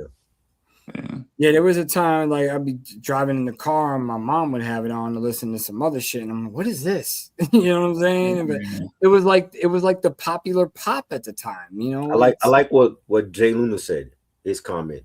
He said, "I love the thank you list and lyrics and CD booklets and which album was coming out." That was a thing. Like when you look at the Rockefeller releases, they would tell you Memphis Bleak album coming out, Emil coming out, Rel. We never got that, but they had a schedule. Same with Rough Riders and Murder Inc. and that was, we look forward to the release schedules. We don't even have that no more. People drop surprise albums. Yeah, and there's no, like, again, the clips did it so well. The anticipation, the build up, the release of the tracks at the right time, like their rollout was incredible. And look at the outcome. Yes. So I don't know why more people don't want to do that. Like I said, I discovered Conway's album when it came out because I follow Conway. Right. You know what I'm saying? So, but if I didn't follow him, I wouldn't have known for weeks later. Right. I wouldn't have known about Alfredo 2 because there was no promotion for it. See, you know what I'm saying? Alchemist does everything on his own, so he's like self-promoting what he has coming. He's terrible at it too. He's terrible. He's terrible at that. Yeah, he's terrible. Because you remember how we was talking about him and Erykah Badu? Remember we was talking about that? Yes. Yo, when is it coming out? But it's I pushed think it's back. sample clearances though. It's holding it up. Yeah. You got us waiting a year though, bro. I mean, okay, that's another controversy for me because every time I say this, I get chewed out. But I was never huge on their albums, man. That's No Limit. Yeah, I wasn't on No Limit, except for the couple songs here and there. But his marketing, his genius, his album covers, the way they looked, he is the king of that. You know what I'm saying? That basically is what built the foundation for Cash Money. Yeah. You know, they kind of started copying the same sort of formula. Like you would see a random dude in the video. You're like, who's that dude in the video with them? Next thing you know, that random dude got an album coming out. Yes. You know what I'm saying? And so you like, okay, I get how they doing this thing. Yes. Like how they building this thing. And that's the crazy part is what he was doing back then. But again, he had his own record store, so it started there. But he was also traveling. He was going to these universities. Yeah. He's hitting the right target. Like, you know what I mean? J. Cole, like what J. Cole is doing. He's meeting and greeting his fans. Yes, but reality, that this is the streaming era. J. Cole didn't have to do that. He did it. It's a great promotion, but he doesn't have to. Right. You know what I'm saying? Back then, everybody had to be on the grind in order to get recognized. DMX, Jay-Z, Large Professor introducing Nas to the world. So they had to prove themselves. Yeah. Now you could just drop an album. All three of us can make an album as long as it's got a dope beat. Call Alchemist. Right. Alchemist, give me some beats, and then we just whatever trash comes out of our mouth. But because it's Alchemist, it'll do something. It'll move numbers. Well, you used to be an artist, so I don't expect to hear trash from you. And I'm not gonna write no shit. So I'm gonna write like the best shit I could write. I'm gonna go get the financing, bro. I ain't rapping. I'll be Lance Rivera.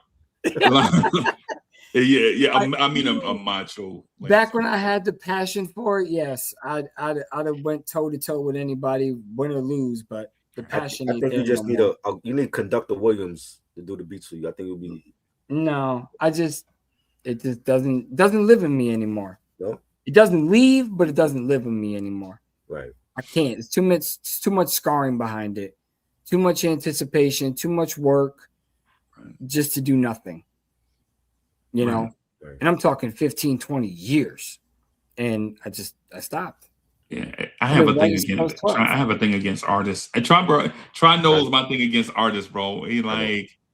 My thing against artists is like when artists try to be artists and businessmen and promoters at the same time. Yes, I never did that. Yeah, and what you wind up doing is you wind up being bad at all of it because as an artist, you don't have time to be creative. A business person, you never went to business school. And so you don't you don't have that degree or take continuing education on updates in business and how business works and what platforms to use and the technology that go along with. So you don't have that business part. And while you learning those two, you can't be out and promote. Like you can't dedicate 24 hours to social media and create merch that's fire and do appearances and all these different things because you're a part-time artist, part-time business person, and then also a part-time promoter. Right. Yeah. So that's what I think. I agree. Artists. I agree. You can't be an octopus, period. Right. Yeah. Exactly. And that's the part that hurt. You know, I would make the music. We had people to run it out there, and I sold it out of my own trunk. You know what I'm saying? And we passed out CDs, and we did everything we could. But eventually, again, we were also trying to be everything. You know, even doing songs with Jedi Mind Tricks, and there was a reggae band we did a song with. But that's again, I gotta promote it. I gotta put it together. I gotta mix it. And you're doing too much and for nothing. That's what me and Try would have been promoting, and I would have been getting the money up to pay for everything.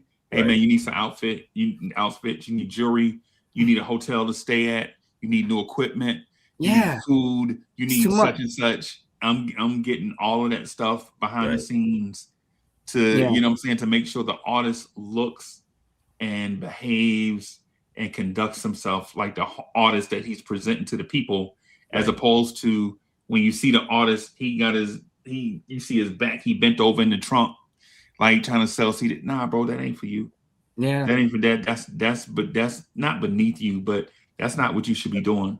You should be shaking hands, connecting with the audience on that artist and audience level, like artists and fans. That's what you supposed to be doing. You're supposed to be out there making stands. That's what the artist should be doing. Right now, we don't want nobody driving a car off a bridge and nothing like that. But people connect with artists on a certain level. When a fan connects with an artist, right? The fan talks more about the artist than an artist talks about himself. Right. You know what I'm saying? Like here we are at night. We talking about 50 Cent, bro. 50 Cent probably somewhere having dinner. Right. You know what I'm saying? But 50 had a team of people that did that. But anyway, that's neither here nor there. I'm just saying. Right. Luna, I agree. That's why I made an ICP video. You know, their grind was incredible. Right. And they built a multi-million-dollar empire. Right. You know, if y'all haven't checked that video out, go over to my channel, Movie AV Impulse, and I literally put together the whole blueprint. I never did one on Tech 9, but again, same grind. And ICP did help with Tech 9s a little bit too. And to what Ray said is true, like Rick Ross, Cam, 50, Yes. Master P, they Yes. all You know- were grinding and then end up getting signed. Yep, they Cam grinded. lost his deal. They got signed. Do I think Cam signed on with the, he originally signed with Un? I thought that was a bad move. He was on Sony Epic, but he was like the people in the rap department were wearing moccasins. They wasn't from the streets. So how were they going to promote his music? Yeah. And same with Ghostface. Ghostface was on the same label. Right. But one of the things too, I say this like to draw illustration. Like when you pop a can of soda and you pour that soda into your glass, right? Right. A lot of bubbles want to get to the top, bro. Mhm. Right? But think about how many bubbles waste away inside the glass while you watching a few bubbles on a pop, a few bubbles on a top pop. Like think about how many rappers, no lie, hand to the man. I bet you I know no less than 70 rappers right now in real life. No less than 70. Like, yo, what you doing tonight, bro? Like, you want to go to the movies? Nah, man, I got such and such coming over to the crib, man. We gonna lay down a little something, man, tonight. Try to put, like, they still chasing their dream, bro. Like, legit, I can go grab 3 rappers right now that still rap in their 50s, and they never had commercial success. But when we talk about the outliers, like the outliers, we point, hey, man, listen, Master P did it. Hey, man, for every Master P, there are probably 20 million dudes that didn't do it. Right. Or maybe that's a large number. Maybe 1 million dudes that didn't do it. Right? I'm one of them. Saying? And no disrespect to them for not making it because they chasing their dream. But what I'm saying is there's only one Heavy D that borrowed his brother's student loan money to make a demo. Right? There's only one Master P that believed in this one song so much that he was relentless to the same guy over and over for like 4 months. Right. So while there are a lot of guys that did it, now what I'm saying is there are going to be outliers, but then again, when it comes to success in business, the proven formula is educate yourself, learn the rules to the game, understand where you need attorneys, understand where you need subject matter experts, understand where you need a team that's going to have you out on social media. Understand, you got like there are a lot of things to do.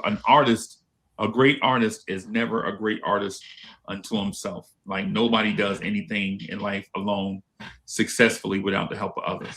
Yes, and I say that all the fucking time.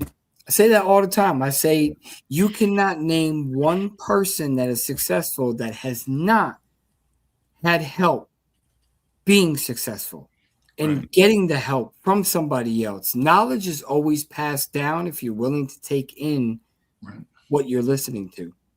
Right. So I've always said that you can't name, and if you want to be this is just going down in history. If you want to be on the top and be the most successful, you have to chop heads.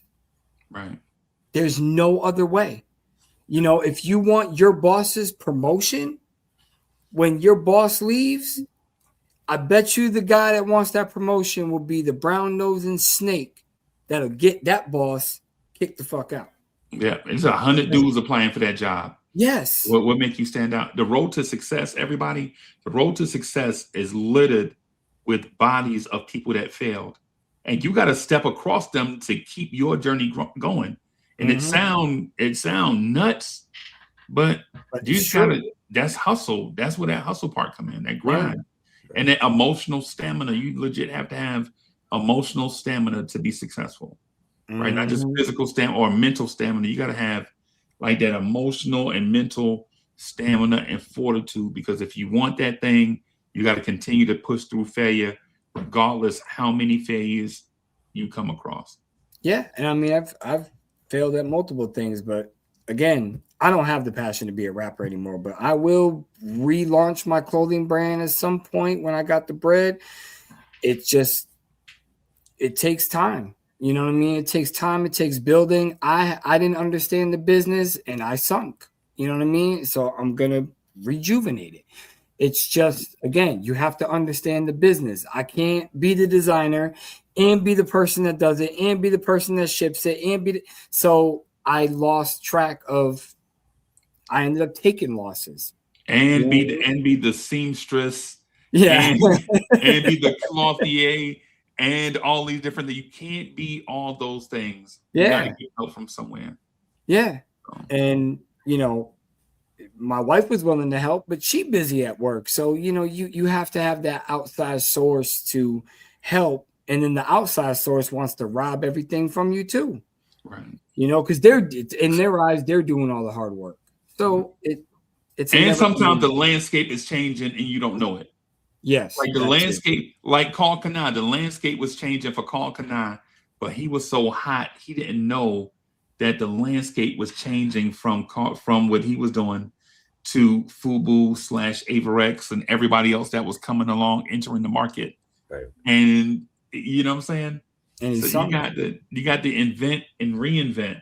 Yep. You know what I'm saying? All the time. And then reinvent. Yeah. It's a constant shuffle. What's his style? Burberry went through it.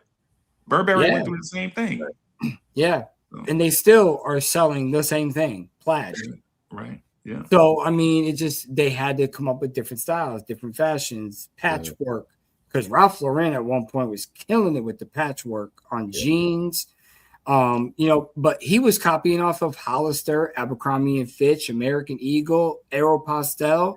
They were doing all that way before Ralph Lauren. So it's all, you have to go with the trends. And unfortunately, sometimes I'm stubborn with it.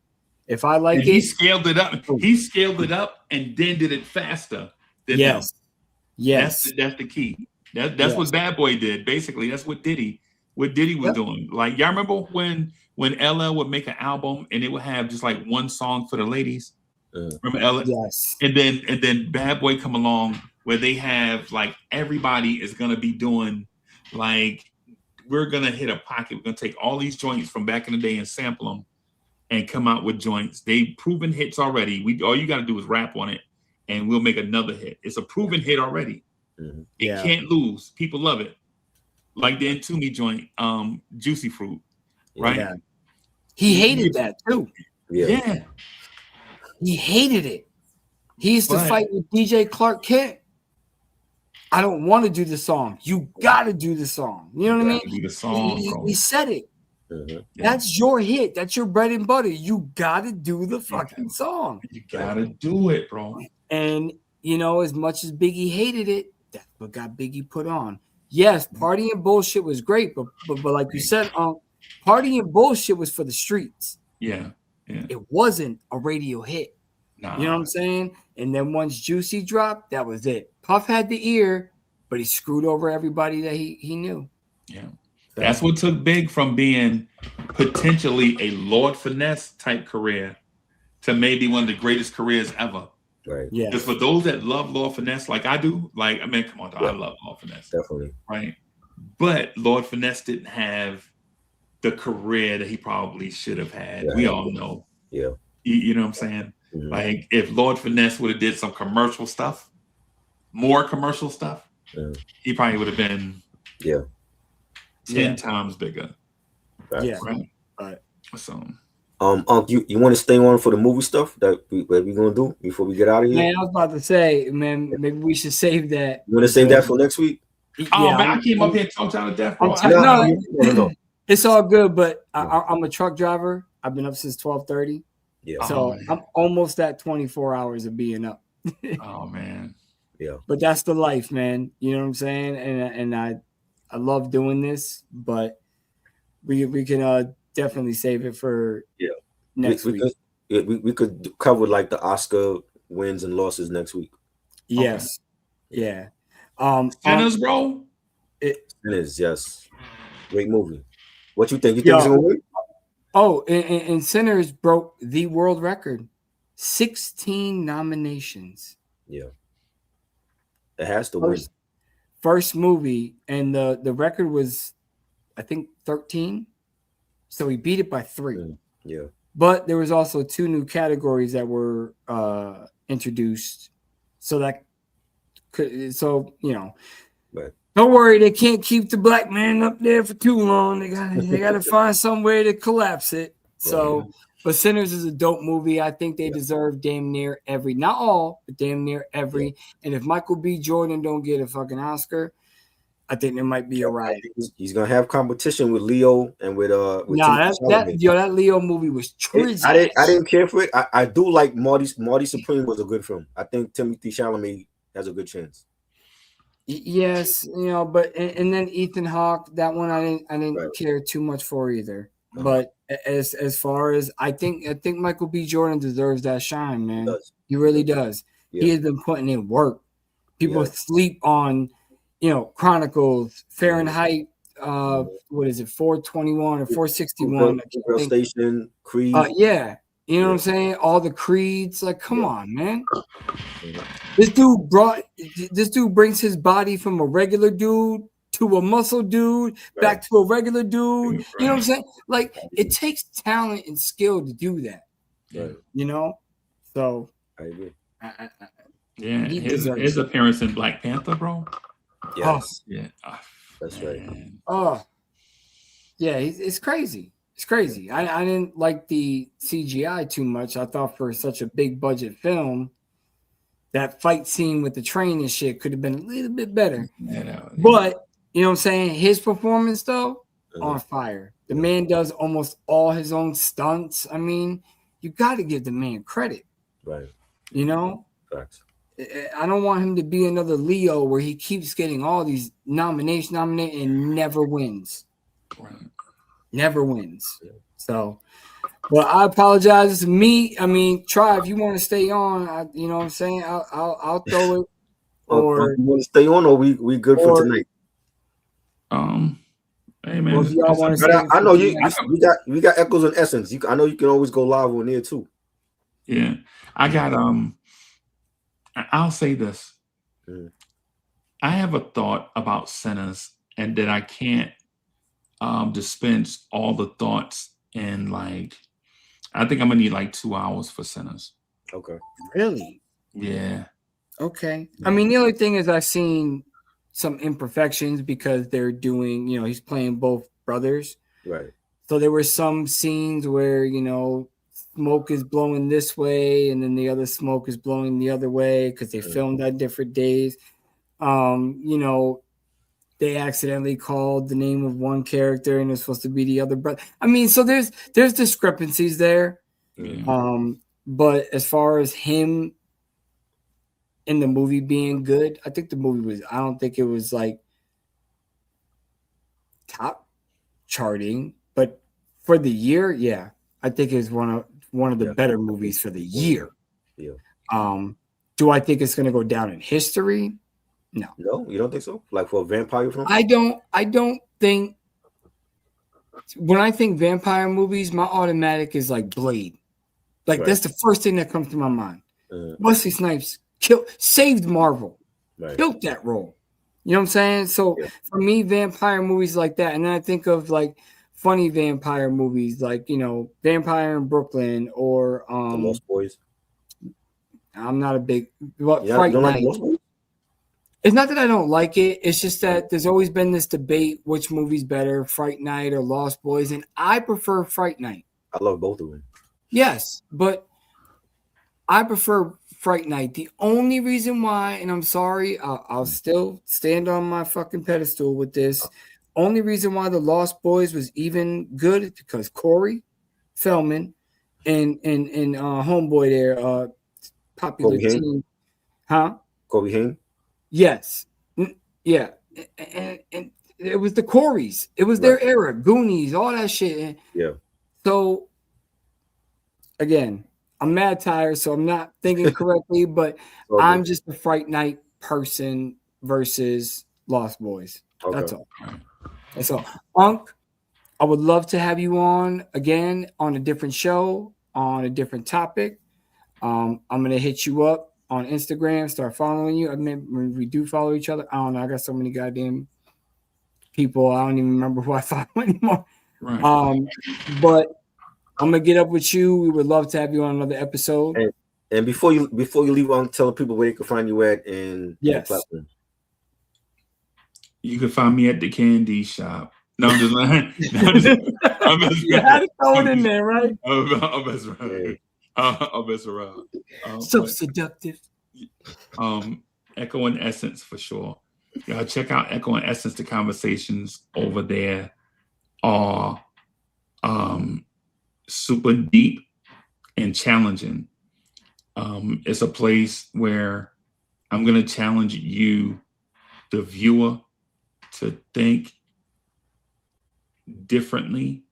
Maybe sometimes look at a topic from the other side of the table to gain a grander perspective on topics that we generally view as common. A lot of times, or we did an interview with Ray on the channel. Mm-hmm. It's up right now. Right now, it's probably somewhere between 3,000 and 4,000 views. Don't be left out. If 3,000 people, 4,000 people watched it, make sure you check it out. They let you know just off that it's quality, right? And so that's what we do. We have like intellectual conversations that are fun. Sometimes we troll each other, like how much Trowbarrow loves Adina Howard, right? Like we'll get over there and troll some. But in the grand scheme of things, I invite you to come over to Echo and Essence to engage in conversations that are not base level conversations. They start off topical, and before you know it, where people call it maybe rabbit holes, I like to call it a deeper way of thinking about a lot of stuff that we think is basic. That's what Echo and Essence about. Pushing the culture forward by combining all of our superpowers through conversation. Right. That's why I'm there. And we got to have Nick on there at some point. If he not scared to talk about movies, bro, he's straight. Yeah. What you mean? He's not scared. I'm a movie collector. Yeah, he's a movie collector. We'll see, right? Yeah, you're gonna see. I already know. We'll see. This is the guy that don't like juice. He thinks juice is not a great film. That's a discussion right there. Yeah, I don't even want to get into that. I mean, look, I have a lot of hot takes too. I can't stand, Lord of the Rings. I'm not a Twilight guy. I can't stand Avatar. What? Lord of the Rings, the trilogy, the first trilogy is a classic. All three of them. You want to watch a man walk through the woods? Then go watch Revenants, whatever the fuck that Leonardo. It told a story from the first one to the last one. Oh my god, you might, man, just give me a fucking diaper and because I'm gonna fall asleep. Oh my god, I'm gonna fall asleep. God, crazy talk. Lord of the Rings is alright, bro. I loved it. It's not even alright. Oh my precious! Oh my ring! I put Lord of the Rings up there with Baby Here Boy. it is. Here's the Baby ring Boy. in the volcano. Yeah. Lord of the Rings and Baby Frodo Boy. went through a lot of hell just to get rid of that ring. He went through a lot. They tortured him. Oh yeah, he went through a lot. Yeah, just so he can go. Oh my God! Here you go. Yeah. Get out of here, man. Listen, I'm never gonna change my mind on what I believe in. I'm sorry. I don't like the movie. That's why we got to have you on Echoes and Essence because you're gonna be a great guest. And yo, I will be on there, but don't be surprised. Avatar, Trizash. Wow. Trizash. All of them. Every single whatever. Oh God. Avatar's just Pocahontas retold different ways. Yes. Thank you. I've said that for decades. I like the first one. It's Pocahontas with blue people. Right. Yeah. Yeah. Oh, they're still in my land. Welcome to America. The movie community is about to kick you out of their community right now. No, they ain't. I don't give a listen. First of all, he said don't get me started on the bootleg Smurfs. Wow. Bootleg Smurfs. Yeah, bro. Bootleg Smurfs. Yo, Reg is funny. Yeah. Yo, Reg's channel be Reg's Thank you. Thank you, Reg. Thank you. Because it's not a good movie. It's not for none everybody. of them. It's not for everybody. None of the Hobbits. I don't And care I about the never Hobbit. read the books, but I followed the movies, and I love the first trilogy.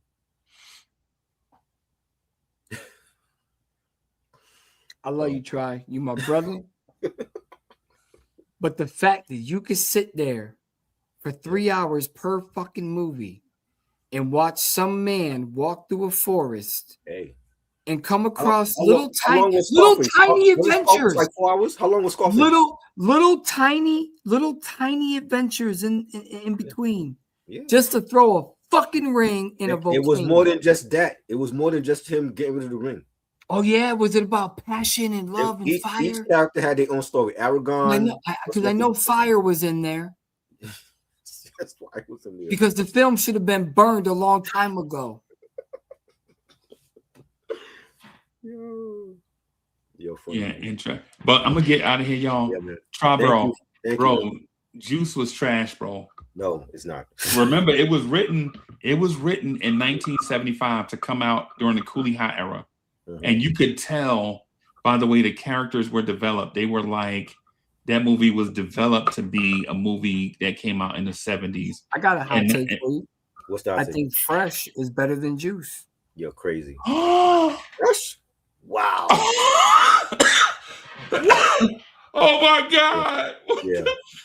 Just cut us off now. This is crazy. I bust the dope moves. I'm Come gonna get out on, of here. man. That didn't even have a great soundtrack compared to Juice. Juice was better. Soundtrack, no. But Fresh is a dope movie. It was and cool. I do love Juice. It's just You're tired. We're going off. He's tired, everybody. You don't know what he's saying no more. There's no way that Fresh is better than Juice. I just enjoyed Juice, and I love it. But Fresh just had a little bit of a better storyline. Okay. You know? Yeah, Sam said I love Fresh. So now you love Fresh. Okay. I never heard you say that. Who loves Fresh? Sam said I love Fresh. Sam, okay. All right. Yes, and Bronx Tale is another great forgotten. I've made videos on that movie as well. And they for some reason, man, like lately the gangster shit and all that has not been hitting. I don't know what algorithm YouTube got me in, but damn, I want to smack the shit out of them. My Macaulay Culkin video didn't do shit. I mean, I'm like sinking fast. Nah, it's crazy, but you got 11K. I'm trying to get to where you at. You good? I got 11K, but 17 views on a video. That you know what I'm saying? 11K is 11K. You know what I'm saying? Yes. I'm gonna celebrate when I get the 1K. I'm gonna celebrate like it's 1999. I'm gonna try to get you there, baby. Yes. And we're trying to do it on this channel too, so we can. We're going hard this year. We're going hard this year. Yeah, we are. We are definitely going hard this year. And again, you know, we're just waiting on guests to be done with their things that they can be on. You know, more famous guests. We appreciate everybody that does come up here, and I think we're just gonna, on certain topics, man, we're just gonna be dropping links all the time. Yeah, jump in for sure, because we want you all to be engaged, not just in the conversation. Soul Plane, all right, Reg. Now you're going a little too far. I don't like Soul Plane. Now you're going a little too far. One of the worst black films ever. Or Soul Plane was just terrible. Lord of the Rings, I'll watch any day over Soul Plane. I won't watch that. I'd rather just take a nap over any one of them. You're missing your nap right now. It's time. Yeah, I can't. You know. Yeah. I'm just not a Lord of the Rings fan. Everybody always jumps on me for it, but I'm just not. That's crazy. You know, yeah, I know. Much love to you. I'm not gonna hate you, Paul. Shout out to Geeks and Flicks, because they allowed me to come on their platform years ago and do a whole discussion about Fellowship of the Ring, and it was great. Yes, and salute to him. We've had Alex on the show. We're gonna have him back on along with Nate at some point. But again, it's the no, that's even worse. I'm just gonna fall asleep faster. He said I love the extended version. Sam, I'm just gonna fall asleep faster. Yeah. You know, it's like watching Airbender. I'm out in 10 minutes. Oh, yeah, I didn't like Airbender. That was we could agree on that. I didn't like Airbender. Yeah. All right, Bald we head agree kid. on that. Bald head kid, At I least mean, we agreed on something. Yeah. But much love to y'all. Subscribe to all 3 channels if you're not subscribed already. Raw Takes Unfiltered. We are really trying to build a big platform. We want to get you guys huge people on here because we are going to interview like nobody else. Yep. I'm not asking them dumb questions. We're not Vlad. no. We're not Math No, Hoffa. man. I don't want to know all them dumbass questions, man. Nope. I want real to know about them. Facts. So we're hoping to get some people up here. Appreciate you respecting my opinion. I really do. But it's just me, man. And I love that we don't change. Triborough don't change. I don't change. I don't want to look cool. If you don't like it, you can go. Right. It's just that easy. You don't like what Tri has to say, you can go. That's my brother. I'm gonna stick up for him. We're gonna be here. Facts. So it just is what it is, man. Anything you want to say, Tri, before we head out? This was a great episode. Thank you to Unc for coming Yes, through. thank you, Unc. Subscribe to his channel, Blowing Tears and Echoes and Essence. You can find us over there on that. And thank you to everybody that came through tonight. And next week we'll do the winners. Yeah, wins we'll and do the losses. winners and the losers, and we'll Yes. talk about it. I do apologize, but almost 24 hours been up. All good. I didn't really get a chance to nap when I got home. It's all good. So usually I nap and then I'm fresh, but See, I'm a little all tired you need today. to do is just throw on Lord of the Rings and you'll go right to sleep. You good. Oh yeah, no, That's your sleeping Man. pill now. yeah, man. that and Avatar. Oh God. Man, if I put in Avatar, I'm out in 5. I don't know. I haven't watched the second and third. I like the first one, but I haven't watched the other 2. You don't need to. The same thing. They're not even. I don't even think they're nominated for anything. Yeah, I don't know. They made a lot of money though. No, well, yeah, of course they made a lot of money. It was on a streaming service as well at the same Right. time. I think James Cameron had like 5 snubs. They are in the category, the new category, snubs and surprises. Wicked is in there. Wicked is good. Wicked for receiving no nominations. Yeah, that's crazy. And Avatar, Fire and Ash has only received 2. So, but that said is the second one is better than the first one. Okay. nope, can't do it. I won't do it. Sorry. I might check it out. I don't know. I'm curious now. Go ahead, man. Try. You can go check it out all you want. Luna, you know, we talk all the time on Instagram and all that shit. Right. I can't do it. I can't. But yeah, I guess that Wicked didn't get anything, and they're saying surprisingly, and I agree with them, Avatar has Fire and Ash only received 2 nominations because when Avatar did come out, I ain't gonna front that shit had every nomination. Yeah. So that is surprising even to me, and I'm not a fan of it. Right. So, but again, shout out to Michael B. Jordan and Sinners, 16 nominations. Yeah. New world record. Don't worry, somebody's gonna break it next year, but that's just what it is. We can't stay on top forever, baby. Right. But all right, well, we are out of here. I'm going to bed. Try's going to argue on some other platform. Probably he's up all night. Go subscribe to him, and his live streams are fucking amazing. By the way, y'all gotta go check them out.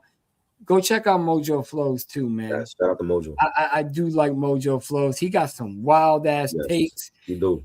Go listen to their Outcast ranking. Oh God. And you will get a kick out of it. Don't get mad at him. It's his opinion. Don't get mad at him, right? Yeah, don't get mad at Mojo Flow. He's a new cat. He's young. Can't get mad at their opinions. Right. But man, are they wild. Yes. So go check out my brother Triborough. Yeah, man. Peace and love. We'll see y'all next week. 9 o'clock Friday night. Yes.